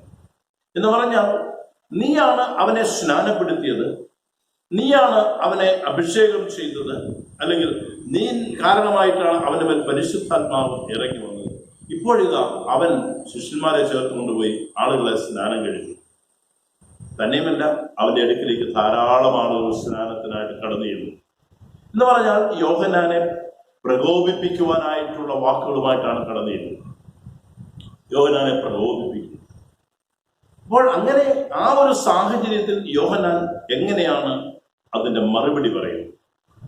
നമുക്കറിയാം, ഇവിടെയാണ് ശിഷ്യത്വം യഥാർത്ഥമായിട്ട് നമുക്ക് കാണുവാൻ കഴിയുന്നത്. യേശുവിന്റെ ശിഷ്യന്മാരിൽ വിളങ്ങി നിന്നിരുന്ന ചില സ്വഭാവവിശേഷങ്ങളാണ് ഇവിടെ യോഹന്നാൻ പറയുകയാണ്. അതിന് യോഹന്നാൻ, സ്വർഗത്തിൽ നിന്ന് കൊടുത്തിട്ടല്ലാതെ മനുഷ്യന് ഒന്നും ലഭിപ്പാൻ കഴിയില്ല. ഞാൻ ക്രിസ്തുവല്ല, അവന് മുമ്പായി അയക്കപ്പെട്ടവനത്രേ എന്ന് പറഞ്ഞതിന് നിങ്ങൾ തന്നെ എനിക്ക് സാക്ഷികൾ ആകുന്നു. അവിടെ യോഹന്നാൻ പറയുന്നു, ഒന്നാമതായിട്ട് അവരവരുടെ ദൗത്യങ്ങൾ എന്ത് എന്ന് മനസ്സിലാക്കുക. രണ്ടാമതായിട്ട് മറ്റുള്ളവരുടെ ഉയർച്ചയിൽ നമ്മൾ അസൂയപ്പെടരുത്. മൂന്നാമതായിട്ട് ഒരുവന്റെ ജീവിതം അവന് നൽകിയിരിക്കുന്ന ജീവിത നിയോഗത്തോടുള്ള ബന്ധത്തിൽ മാത്രം വിലയിരുത്തുക. എനിക്ക് നൽകിയിരിക്കുന്ന ഇത് മാത്രമാണ്, അവന് മറ്റതുകൂടെ കൊടുത്തു അല്ലെങ്കിൽ അവൻ അധികമായിട്ട് കൊടുത്തു എന്ന് പറഞ്ഞുകൊണ്ട് അതിനെക്കുറിച്ച് നമ്മൾ ചിന്തിക്കേണ്ട ആവശ്യമില്ല, അസൂയപ്പെടേണ്ട ആവശ്യമില്ല. എന്നിട്ട് പറയുകയാണ്, അവൻ വളരണം, ഞാനോ കുറയണം. അപ്പോൾ ഇവിടെ ആ ഭാഗം നമ്മൾ പഠിക്കുകയാണെങ്കിൽ എന്നിട്ട് പറയാണ്, എൻ്റെ സന്തോഷം പൂർണ്ണമാവുകയാണ്. ഇവിടെ സന്തോഷമുണ്ട്, ദീർഘക്ഷമയുണ്ട്. പ്രകോപിപ്പിക്കുന്നതായ വാക്കുകൾ പറഞ്ഞപ്പോൾ ഇത് ഞാൻ പഠിച്ചതായ സമയത്ത് എൻ്റെ മനസ്സിൽ കൂടെ കടന്നു പോകുന്നത്, കാരാഗ്രഹത്തിൽ കിടക്കുമ്പോൾ യോഹന്നാന്റെ ശിഷ്യന്മാർ യേശുവിന്റെ അടുക്കൽ ചെന്നു എന്നാണ് പറയുന്നത്. വരുവാനുള്ളവൻ നീയോ അതോ മറ്റൊരുവനെ കാത്തിരിക്കണമോ എന്ന് ചോദിക്കുവാനായിട്ട്. ഒരുപക്ഷെങ്കിൽ ഇതുപോലെയുള്ള പ്രകോപനത്തിന്റെ മുമ്പിലായിരിക്കാം യോഹന്നാൻ തന്റെ വേദനയിൽ. ശിഷ്യന്മാർ ചോദിച്ചു കാണും, നീ അഭിഷേകം ചെയ്തവന് എന്തെല്ലാം അത്ഭുതങ്ങൾ ചെയ്യുന്നു, ആർക്കെല്ലാം വിടുതൽ കൊടുക്കുന്നു, നിന്നെ മാത്രം ഒന്ന് കാണുവാനോ നിന്നെ ഒന്ന് തിരിഞ്ഞു നോക്കുവാനോ കൂട്ടാക്കാതെ അവൻ തന്റെ പ്രവൃത്തിയുമായിട്ട് പോകുന്നു എന്ന് പറഞ്ഞു. അങ്ങനെ പ്രകോപിച്ചപ്പോഴായിരിക്കാം ഒരുപക്ഷെ. എൻ്റെ ഒരു ചിന്ത മാത്രമാണ്. യോഹന്നാൻ പറയുകയാണ്, അങ്ങനെയെങ്കിൽ നിങ്ങൾ പോയി ചോദിക്കുക, വരുവാനുള്ളവൻ നീയോ അതോ ഞങ്ങൾ മറ്റൊരുവനെ കാത്തിരിക്കും. അപ്പോൾ പ്രകോപിപ്പിക്കുന്നതായ വാക്കുകളുടെ മുമ്പിൽ പലപ്പോഴും നാം അസ്വസ്ഥരായി തീരുന്നു, നമ്മുടെ ദീർഘക്ഷമ നഷ്ടപ്പെടുന്നു. ഇവിടെ തൻ്റെ മനസ്സിനെ തൻ്റെ ദൗത്യങ്ങളിൽ പിടിച്ചു നിർത്തുവാനായിട്ടുള്ള ഇന്ദ്രിയ ജയം, സെൽഫ് കൺട്രോൾ ദൈവം യോഹന്നാൻ നൽകിയത്. അപ്പോൾ സ്വഭാവ ശൈലിയിൽ ശിഷ്യത്വത്തിന്റെ ഗുണം വെളിപ്പെടുത്തി കൊടുക്കുകയാണ്. നമുക്കറിയാം, അന്ത്രയോസാണ് പത്രോസിനെ യേശുവിന്റെ അടുക്കലേക്ക് കൊണ്ടുവന്നത്. പക്ഷെ യേശുവിന്റെ അടുക്കൽ വന്നു കഴിഞ്ഞപ്പോൾ ഇപ്പോഴിതാ ശിഷ്യന്മാരുടെ കൂട്ടത്തിൽ അഗ്രഗണ്യനായി തീരുകയാണ് പത്രോസ്. അന്ത്രയോസിന് വേണമെങ്കിൽ ആ കാര്യത്തിൽ ദുഃഖിക്കാമായിരുന്നു. അന്ത്രയോസാണ് ഓരോ പ്രവർത്തനങ്ങളും. യേശുവിന്റെ അടുക്കലേക്ക് 5 2 മീനും കൊണ്ട് കൊണ്ടുവന്നായ കുട്ടിയും കൂടി ചെല്ലുന്നത് അന്ത്രയോസ് തന്നെയാണ്. പക്ഷെ ഇവിടെയൊക്കെയും തന്റെ ദൗത്യം ചെയ്ത് പുറകോട്ട് മാറുന്ന ശിഷ്യന്മാരെയാണ് നാം കാണുന്നത്. എന്നെ കേൾക്കുന്ന പ്രിയപ്പെട്ടവരെ, 3 കാര്യങ്ങളാണ് ഞാൻ നിങ്ങളെ ഓർപ്പിച്ചത്. ശിഷ്യത്വത്തിന്റെ സാക്ഷ്യം ഒന്നാമതായിട്ട് ആത്മാവിലുള്ള ജീവിതത്തോടുള്ള ബന്ധത്തിൽ നാം കാണിച്ചു കൊടുക്കും. രണ്ടാമതായിട്ട് ശിഷ്യത്വത്തിന്റെ സാക്ഷ്യം നമ്മുടെ അനുദിന ജീവിത ശൈലിയിലൂടെ നാം വെളിപ്പെടുത്തി കൊടുക്കും.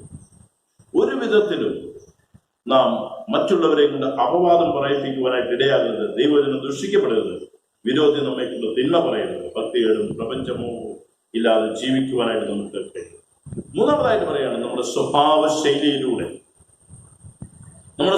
ശൈലിയിലൂടെ ആത്മഫലം കാട്ടിക്കൊടുക്കുന്നവരായി ഇന്നത്തെ ലോകത്തിൽ നാം ജീവിക്കുന്നിടത്ത് മറ്റൊരുവൻ മുമ്പോട്ട് പോകാതിരിക്കുവാൻ വേണ്ടി കുതികാൽ വെട്ടുകയും അധികാരത്തിനും സ്ഥാനമാനത്തിനും വേണ്ടി ഏത് അതിരുകളും ലംഘിച്ച് മറ്റൊരാളിനെ കുറിച്ച് എന്ത് പറയുവാനായിട്ട് അല്ലെങ്കിൽ അവർ മുകളിലേക്ക് വരാതിരിക്കുവാൻ വേണ്ടി എന്ത് നെറുകേടും കാണിക്കുവാൻ മടിക്കാത്ത ഒരു ആത്മീയ ലോകത്തിലാണ് നാം ജീവിക്കുന്നത്. ഇവിടെയാണ് ക്രിസ്തു ശിഷ്യന്റെ സ്വഭാവം നാം വെളിപ്പെടുത്തി കൊടുക്കേണ്ടത്. അത് യേശു കർത്താവിന്റെ താഴ്മയുടെ സ്വഭാവമായിരുന്നു. യേശു കർത്താവിന്റെ ക്രൂശിലെ മരണത്തോളം താണിരിക്കുന്നതായ സ്വഭാവം. തന്നെ ഉയർത്തുവാനായിട്ട് ശ്രമിച്ചിടത്തൊക്കെയും താൻ അകന്നു പോവുകയും അവരിൽ നിന്ന് അകന്നു പോയി. സാത്താൻ പോലും പറയുകയുണ്ടായി, വലിയൊരു പ്രലോഭനം നൽകി, നീ എന്നെ ഒന്ന് വന്ദിച്ചാൽ മതി, എല്ലാം നിനക്ക് തരാമെന്ന് പറഞ്ഞപ്പോൾ അതിനെ ഉപേക്ഷിക്കുന്ന നമ്മുടെ ഈ കർത്താവ്. അപ്പോൾ ശിഷ്യത്വത്തിന്റെ സാക്ഷ്യം വെളിപ്പെടേണ്ടതായ 3 മേഖലകൾ. ഒന്നാമതായിട്ട് ആ സാക്ഷ്യം വെളിപ്പെടേണ്ടത് ആത്മീയ ജീവിതത്തോടുള്ള ബന്ധത്തിലാണ്. ദൈവത്തോട് ചേർന്ന് നടന്ന് ആത്മാവിലുള്ള ജീവിതം. 2, ലൗകികമായിട്ട് ഈ ലോകത്തിൽ നാം ജീവിക്കുമ്പോൾ ഈ ലോക ജീവിതത്തിൽ കർത്താവിനോട് ചേർന്ന് ജീവിക്കുകയും സാക്ഷ്യമുള്ളവരായി ജീവിക്കുകയും ചെയ്യും. മൂന്നാമതായിട്ട് നമ്മുടെ സ്വഭാവ ശൈലി, അത് ആത്മഫലം പുറപ്പെടുവിക്കുന്നതായ ജീവിത ശൈലി ആയിരിക്കും. ആരാണ് ഒരു ക്രിസ്തു ശിഷ്യൻ? ഒരുപക്ഷെ നിങ്ങൾ വായിച്ചിട്ടുള്ളതും അറിഞ്ഞിട്ടുള്ളതുമായിരുന്നു. അഫ്ഗാനിസ്ഥാനിൽ ആഭ്യന്തര യുദ്ധം നടന്നുകൊണ്ടിരിക്കുന്നു. സയ്യിദ് മൂസ എന്ന് പറയുന്നതായ ഒരു ബാലൻ താൻ കണ്ട ഒരു കാഴ്ച, ഒരു വലിയ ബോംബ് സ്ഫോടനത്തിൽ ഒരു വീട് തകരുകയാണ്. അപ്പോഴിതാ എല്ലാവരും ഓടി രക്ഷപ്പെടുവാൻ ശ്രമിക്കുമ്പോൾ ആ കാഴ്ച കണ്ടതായ 2 വനിതകൾ ഈ വീടിനുള്ളിലേക്ക് ഓടിക്കയറുന്നു. അവർ ഓടിക്കയറി ചെന്നിട്ട് അതിനുള്ളിൽ നിന്ന് മുറിവേറ്റതായ ഒരു ശരീരം എടുത്തുകൊണ്ട് പുറത്തേക്ക് ഓടി വരികയാണ്. അവൻ ആ കാഴ്ച കണ്ടു നിൽക്കുവാനായിട്ട് കഴിഞ്ഞാൽ ഒരു ബാലനായിരുന്നു. ആരോടോ അവൻ ചോദിച്ചത് എന്താണ്, ആരാണ് അവൻ ചോദിച്ചു. അപ്പോൾ പറഞ്ഞു, ഇവരാണ് ക്രിസ്ത്യൻ മിഷണറിമാരാണ്, വിദേശത്ത് നിന്ന് വന്നിട്ടുള്ളതായ ക്രിസ്ത്യൻ മിഷണറിമാരാണ്. അവർ ആ ശരീരം എടുത്തുകൊണ്ട് വാഹനത്തിൽ കയറി അതിവേഗം അവര് ഓടിച്ചുകൊണ്ടുപോയി. ഈ കാഴ്ച അവന്റെ മനസ്സിനെ ഇങ്ങനെ മതിച്ചുകൊണ്ടേയിരുന്നു.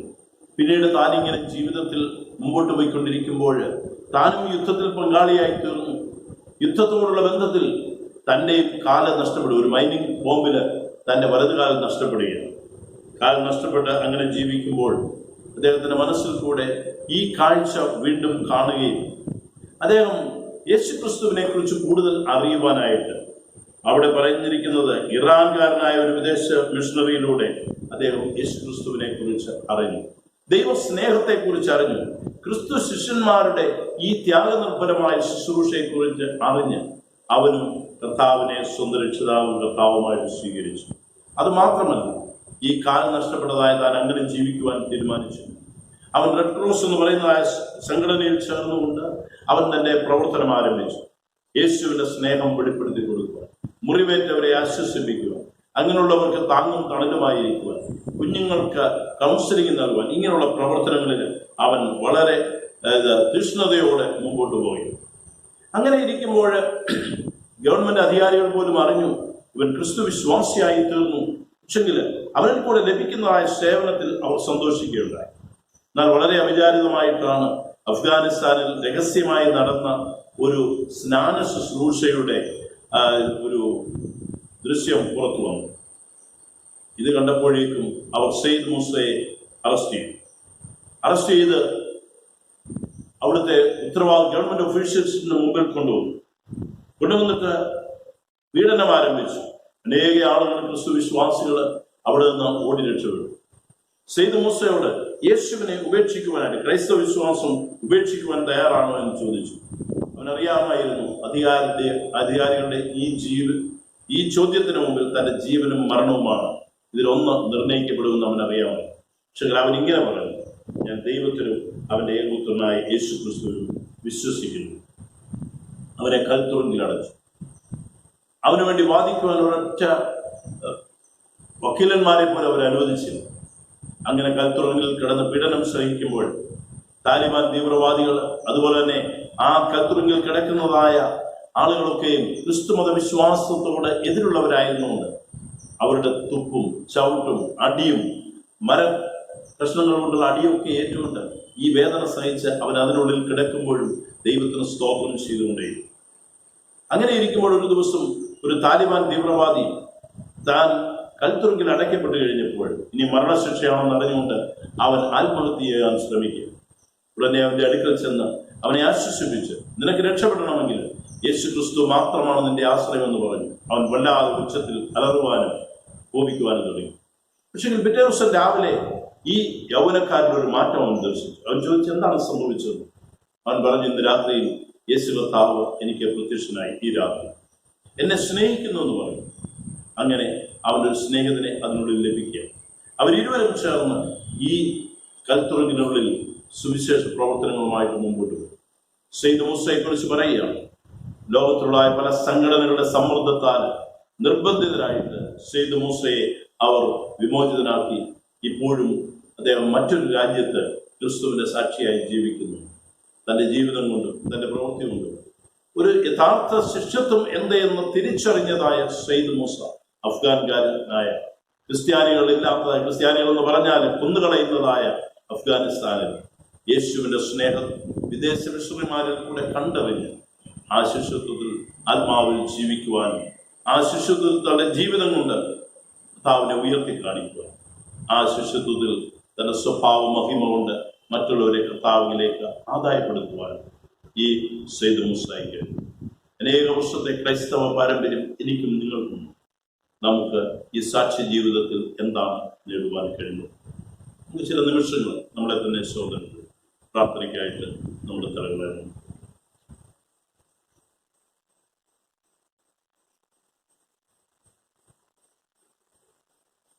എത്ര നാൾ വൃഥാവായോ മനുഷ്യാവി ജീവിതം, ലോകത്തിൻ്റെ ഇമ്പം തേടി കഴിച്ചു നീതം ഇന്നുതൻ യേശു രക്ഷിപ്പാനായി കാക്കുന്നു.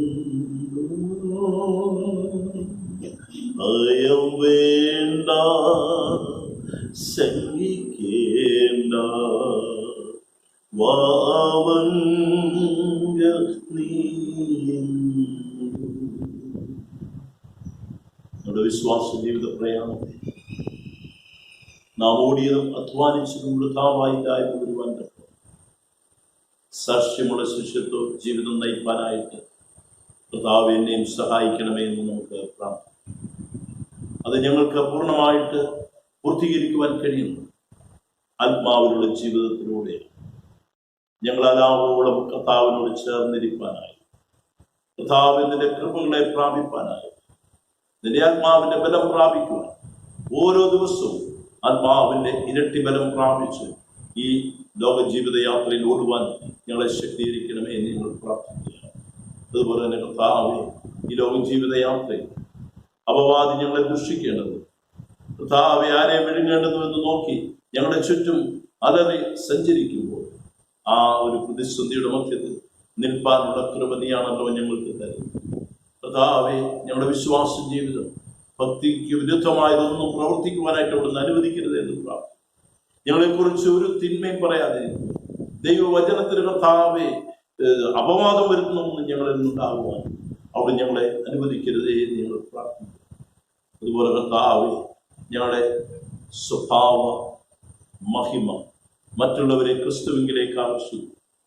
ഞങ്ങളുടെ ഇന്ദ്രിയജയം, ഞങ്ങളുടെ ദീർഘക്ഷമം, ഞങ്ങളുടെ സന്തോഷം, സമാധാനം, സ്നേഹം ഇത് മറ്റുള്ളവരെ കർത്താവിലേക്ക് ആകർഷിക്കുവാൻ മുഖാന്തരമാക്കി തീർക്കണമേ. നിങ്ങൾ ഞാനോ കുറയണം, അവർ വളരണം, അല്ലെങ്കിൽ എൻ്റെ അടുത്തുള്ളവൻ വളരണമെന്നുള്ളതായ ആ വലിയ ചിന്തയോടുകൂടി നിന്നെ പിൻപറ്റുവാൻ യോഹന്നാനെ പോലെ ദൗത്യം പൂർത്തീകരിപ്പാൻ ഞങ്ങളെ പ്രാപ്തരാക്കണം. പ്രാർത്ഥന കിടന്നാൽ സ്തോത്രം ക്രിസ്തുയേശുവിൻ്റെ നാമത്തിൽ തന്നെ. നമുക്ക് നമ്മുടെ വിശ്വാസ പ്രമാണം ഒരുമിച്ച് ചേർന്നില്ല.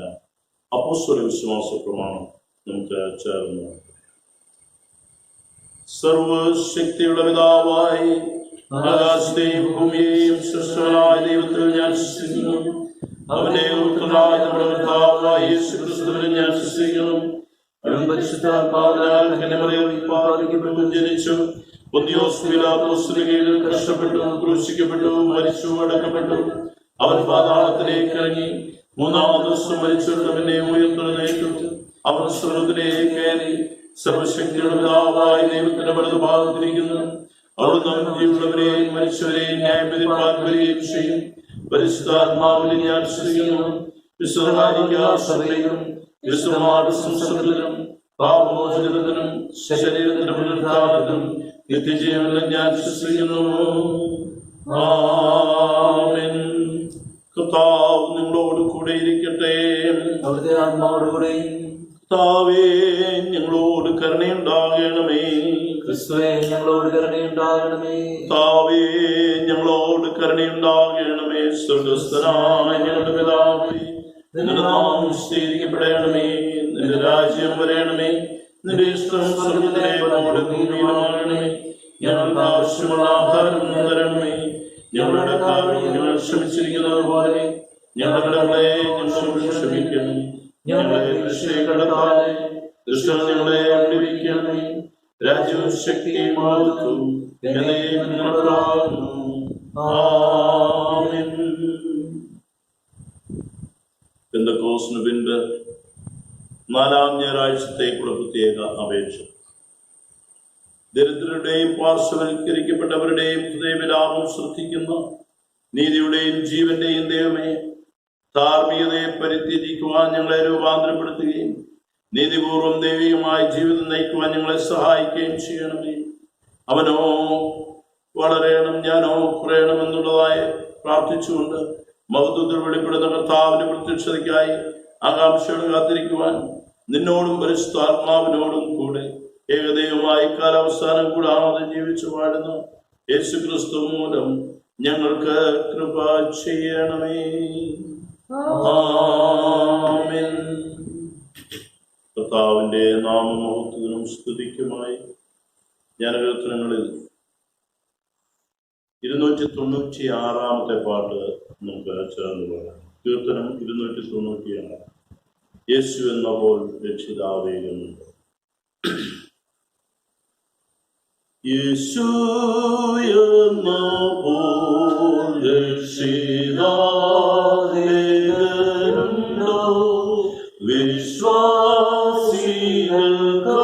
വിശ്വാസികൾക്കാമോദം താൻ നൽകുന്നു. വിശ്വപാപത്താൽ ഞാനും പാപികളെ രക്ഷാകരൻ യേശു വേറാരുമില്ല. രക്ഷാകരൻ യേശു വേറാരുമില്ല. രക്ഷാകരൻ യേശു വേറാരുമില്ല.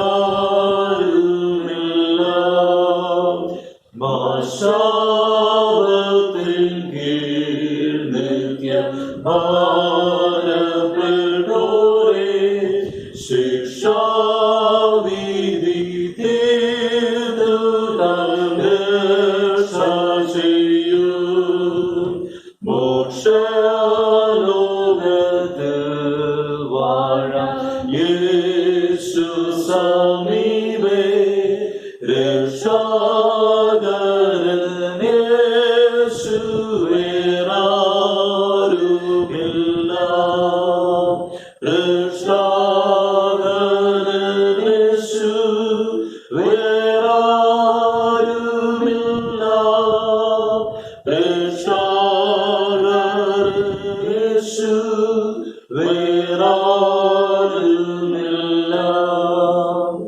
ഭാരോഗികൾക്കാശ്വാസം നൽകിയവൻ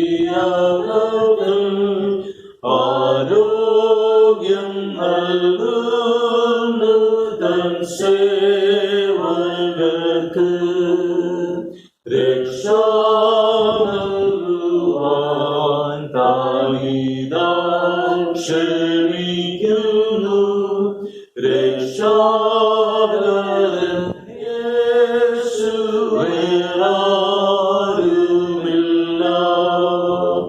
രക്ഷാകരൻ യേശു വേറാരുമില്ല രക്ഷാകരൻ യേശു വേറാരുമില്ല മോഹോവികളെ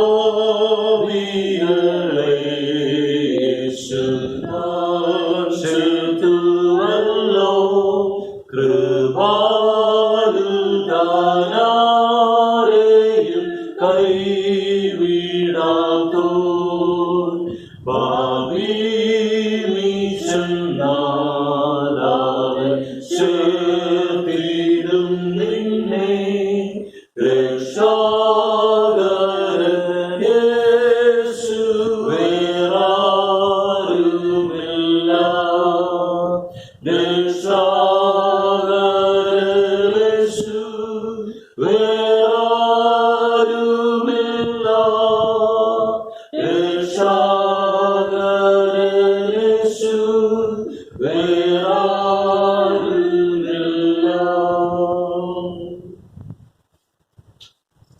മധ്യസ്ഥ പ്രാർത്ഥനയ്ക്കായിട്ട് നമുക്ക് സമയം വിനിയോഗിക്കാം.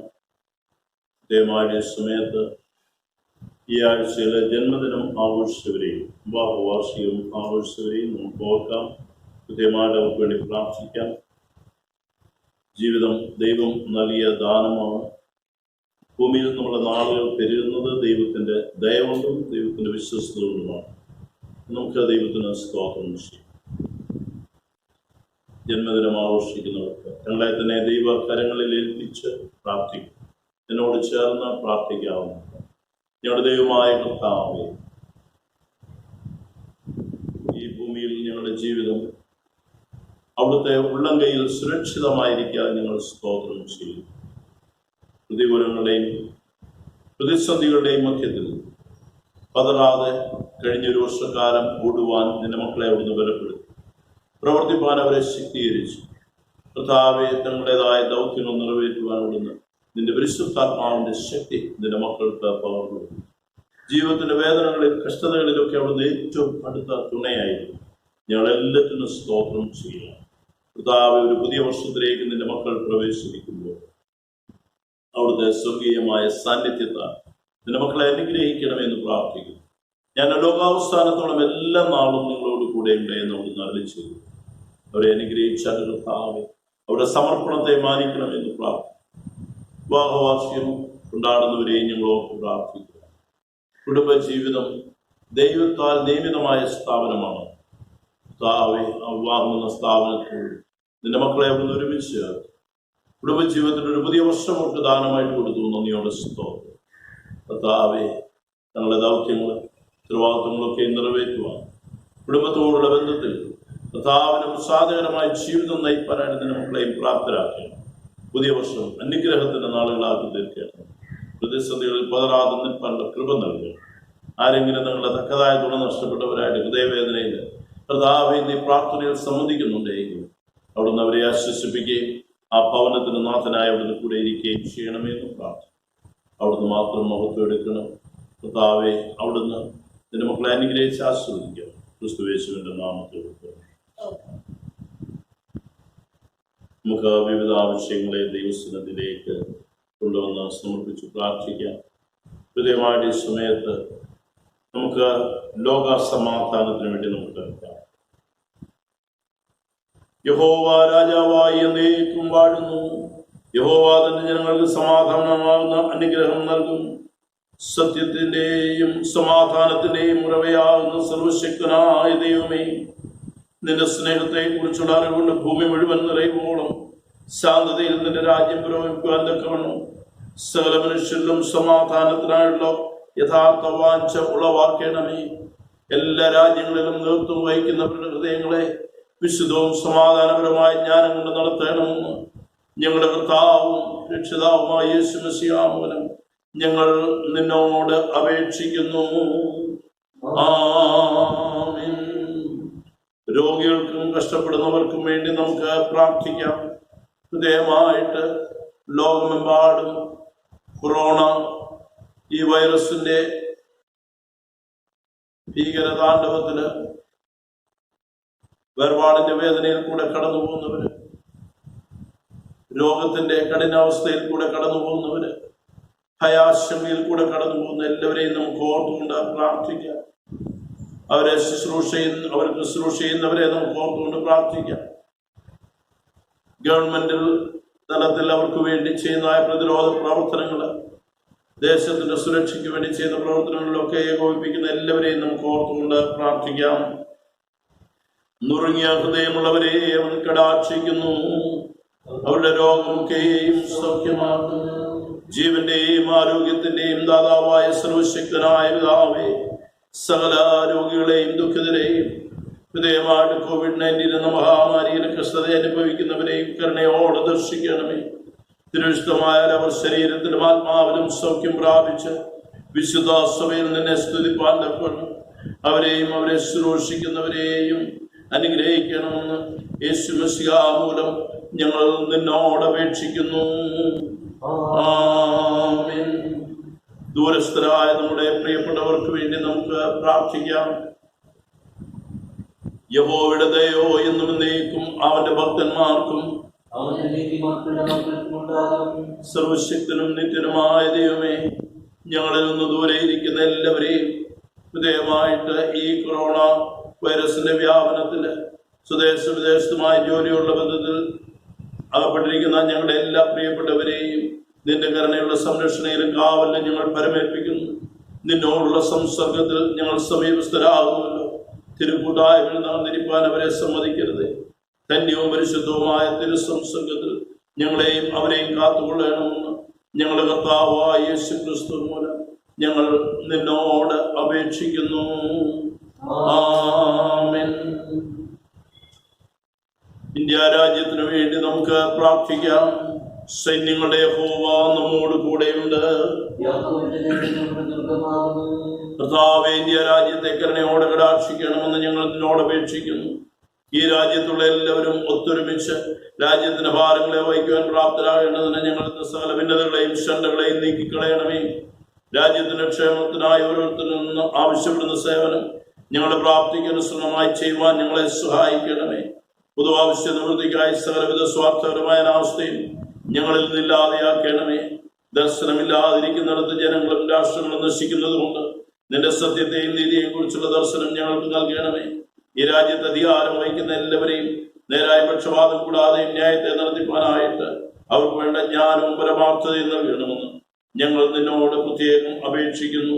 പിതാവേ, നിന്റെ പുത്രനും ഞങ്ങളുടെ കർത്താവുമായ യേശു മശിഹാ മൂലം ഇതിനെ നൽകണമേ. ആമേൻ. ഭരണാധികാരികൾക്ക് വേണ്ടി നമുക്ക് പ്രാർത്ഥിക്കാം. യഹോവ തന്റെ സിംഹാസനത്തെ സ്വർഗത്തിൽ സ്ഥാപിച്ചിരിക്കുന്നു. സർവശക്തനായ ദൈവമേ, മനുഷ്യവർഗം ശരിയായി ഭരിക്കപ്പെടേണ്ടതിന് ഭരണാധിപന്മാർക്ക് ആധിപത്യം നൽകുന്നവൻ നീയാകുന്നുവല്ലോ. ഞങ്ങളുടെ ഈ ദേശത്തെ ഗവർണറെയും മന്ത്രിമാരെയും മറ്റു ഭരണാധികാരികളെയും കൃപയോടെ കടാക്ഷിക്കണമേ. ഞങ്ങളുടെ രാജ്യത്തിന്റെ പ്രധാനമന്ത്രിയെയും പ്രസിഡന്റിനെയും കൂടെ പ്രവർത്തിക്കുന്ന എല്ലാവരെയും അവിടുത്തെ കൃപയിൽ അവിടുന്ന് ബലപ്പെടുത്തണമേ. നീ അവരെ ഫലമേൽപ്പിച്ചിട്ടുള്ള അധികാരത്തെ ജനങ്ങളുടെ ക്ഷേമത്തിനും സമാധാനത്തിനും നന്മയ്ക്കുമായി ഉപയോഗിക്കാനിടയാകേണ്ടതിന് അവരുടെ ആലോചനകളെ തിരുവിധ പ്രകാരം പരിശോധിക്കുവാൻ ഇഷ്ടം തോന്നണമെന്ന് ഞങ്ങളുടെ കർത്താവായ യേശു മശിഹാ മൂലം ഞങ്ങൾ നിന്നോട് അപേക്ഷിക്കുന്നു. ആമേൻ. ദക്ഷിണേന്ത്യാ സഭയ്ക്ക് വേണ്ടി നമുക്ക് പ്രാർത്ഥിക്കാം. ഇതാ സഹോദരന്മാർ ഉത്തരം വിശ്വസിക്കുന്നത് എത്ര ശുഭവും. പെന്തക്കോസ്ത് നാളിൽ പ്രത്യാശയോടും ഐക്യത്തോടും കാത്തിരുന്ന സഭയ്ക്ക് നിന്റെ പരിശുദ്ധാത്മദാനത്തെ നൽകിയ ദൈവമേ, ഇവിടെ നിന്നെ ആരാധിക്കുന്നവരായ ഞങ്ങളെ അത്ഭുതകരമായ വിധത്തിലേക്ക് തൊഴുത്തിലേക്ക് നീ കൂട്ടിച്ചേർത്തിരിക്കുന്നുവല്ലോ. നിന്നിൽ നിന്ന് ഞങ്ങൾ വലിയ കാര്യങ്ങൾ പ്രതീക്ഷിപ്പാനും നിനക്കായി വലിയ കാര്യങ്ങൾ ജീവിപ്പാനും തക്കവണ്ണം ഞങ്ങളുടെ ജീവിതത്തിലും ആരാധനയിലും ആ പരിശുദ്ധാത്മാവിന്റെ സഹായം ഞങ്ങൾക്ക് നൽകണമെന്ന് ഞങ്ങൾ നിന്നോട് അപേക്ഷിക്കുന്നു. അങ്ങനെ ഞങ്ങൾ നിന്നിൽ ഒന്നായി തീർന്നിട്ട് ഞങ്ങളുടെ കർത്താവായ യേശു ക്രിസ്തുവിനെ നീ അയച്ചുവെന്ന് ലോകത്തിന് കാണിച്ചു കൊടുക്കുവാൻ കൃപ ചെയ്യണമേ. അവന് നിന്നോട് പരിശുദ്ധാത്മാവിനോടും കൂടെ സർവ്വമാനും മഹത്വവും കലാവസാനം കൂടാതെ ഉണ്ടായിരിക്കട്ടെ. ആമേൻ. ഹൃദയമായിട്ട് നമുക്ക് ഈ സമയത്ത് നമ്മുടെ മഹായിടവയോർക്ക് പ്രാർത്ഥിക്കാം. ആസന്നമായിരിക്കുന്ന ബിഷപ്പ് തെരഞ്ഞെടുപ്പിനെ നമുക്ക് ഓർക്കാം. ദൈവത്തിന്റെ ഹൃദയപ്രകാരമുള്ള വ്യക്തി തിരഞ്ഞെടുക്കപ്പെടുവാനായിട്ട് ദൈവത്തിന്റെ പരിശുദ്ധാത്മാവിന്റെ ഇടപെടലിന് വേണ്ടി നമുക്ക് പ്രാർത്ഥിക്കാം. നമ്മുടെ ബിഷപ്പ് തിരുമേനിയെയും എല്ലാ പട്ടക്കാരെയും ശുശ്രൂഷകരെയും സിസ്റ്റേഴ്സിനെയും സ്ത്രീ പ്രവർത്തകരെയും വിവിധ ഉത്തരവാദിത്വങ്ങൾ വഹിക്കുന്ന എല്ലാവരെയും നമുക്ക് ഓർത്ത് പ്രാർത്ഥിക്കാം. എല്ലാ സഭകളെയും നമുക്ക് ഓർക്കാം. ശിഷ്യ എറിയാട് ഇടവയെ നമുക്ക് ഓർക്കാം. നമ്മുടെ ഉപസഭകളായിരിക്കുന്ന കാവാലിശ്വര തോട്ടയ്ക്കാട് സഭകളെയും അവിടെ ശുശ്രൂഷ ചെയ്യുന്ന പ്രിയപ്പെട്ടവരെയും ഓർക്കാം. പുതുതായിട്ട് ചാർജ് എടുത്തിരിക്കുന്നതായ മാത്യു ജോൺ സാറിനെ ഓർത്തുകൊണ്ട് പ്രാർത്ഥിക്കാം. കൊമ്പനാൽ സ്ഥലം മാറിപ്പോയിരിക്കുന്നതായ PJ മൈക്കിൾ സാറിനെ ഓർത്തുകൊണ്ട് പ്രാർത്ഥിക്കാം. PD തോമസ് സാറിനെ ഓർത്തുകൊണ്ട് പ്രാർത്ഥിക്കാം. നമ്മുടെ എല്ലാ ഭവനങ്ങളെയും ദൈവകൃപയിൽ ഏൽപ്പിക്കാം. ഈ ദിവസങ്ങൾ കർത്താവേ, നിന്റെ കൃപ ധാരാളമായിട്ട് അനുഭവിപ്പാൻ, നിന്റെ സംരക്ഷണയും കീഴിലായിരിക്കാൻ ഞങ്ങൾക്ക് കൃപ നൽകണമേ എന്ന് നമുക്ക് പ്രാർത്ഥിക്കാം. ഒരു നിമിഷം എല്ലാവർക്കുമായിരിക്കുന്ന സ്ഥാനങ്ങളിൽ ഞങ്ങളെ തന്നെ ദൈവകൃപയിൽ ഏൽപ്പിച്ചുകൊണ്ട് പ്രാർത്ഥിക്കും. ഈ പ്രതികൂല സാഹചര്യത്തിൽ ഭയപ്പെടുന്ന വിഷയങ്ങൾ, ഭാരപ്പെടുത്തുന്ന വിഷയങ്ങൾ, മുറിവേറ്റിട്ടുള്ളതായ ജീവിത അനുഭവങ്ങൾ, നമ്മുടെ സ്വകാര്യ വേദനകൾ, ദുഃഖങ്ങൾ, നമ്മളെ അലട്ടുന്നതായ നമ്മുടെ ചിന്താകുലങ്ങൾ, ആശങ്കകൾ എല്ലാം കർത്താവിന്റെ കരങ്ങളിൽ ഏൽപ്പിച്ചു ഒരു നിമിഷം നമുക്ക് എല്ലാവർക്കും പ്രാർത്ഥിക്കാം.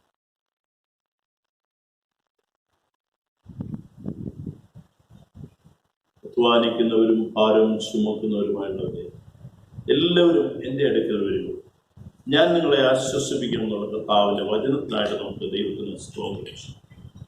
പ്രാരം ദൈവസ്ഥാനത്തിലേക്ക് അടുത്തിയ ഒരു നിമിഷം നമുക്ക് പ്രാർത്ഥിച്ചു നമ്മെ തന്നെ ദൈവം ഉപയോഗിക്കട്ടെ.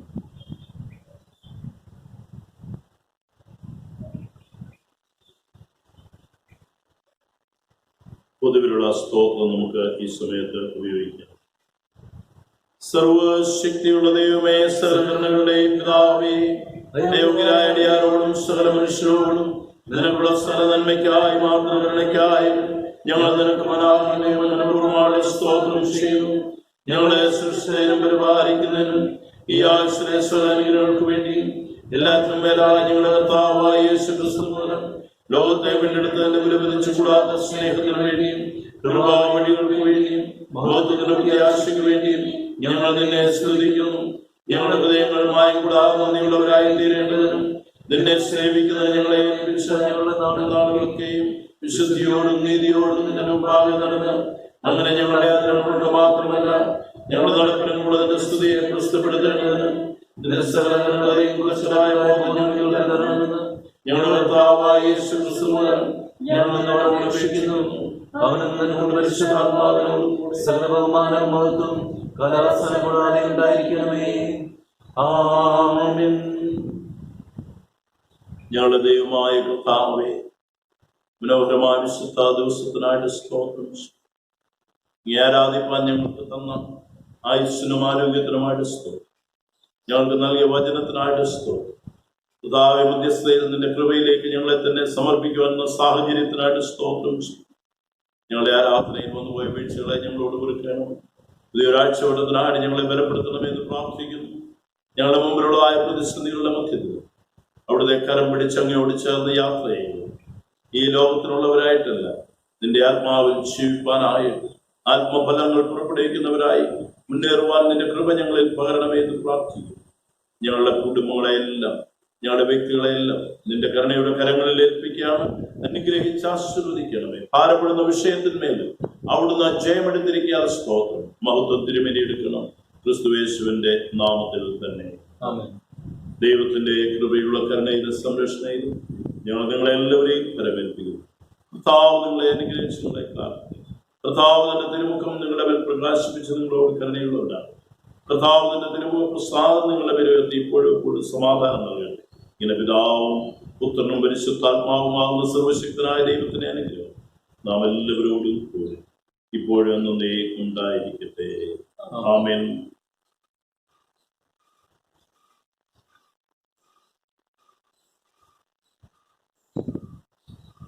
ഇന്നത്തെ ആരാധനയെ സംബന്ധിച്ച് എല്ലാവരോടുമുള്ള നന്ദി അറിയിക്കുന്നു.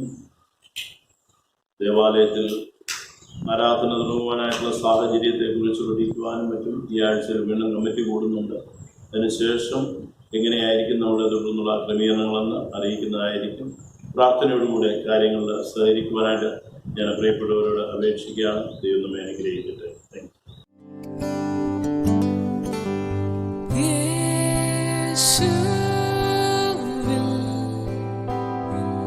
എന്നും എന്നെ മറക്കണേ,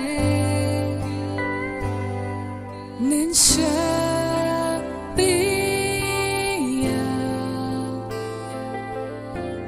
എന്നെ നിറയ്ക്കണേ.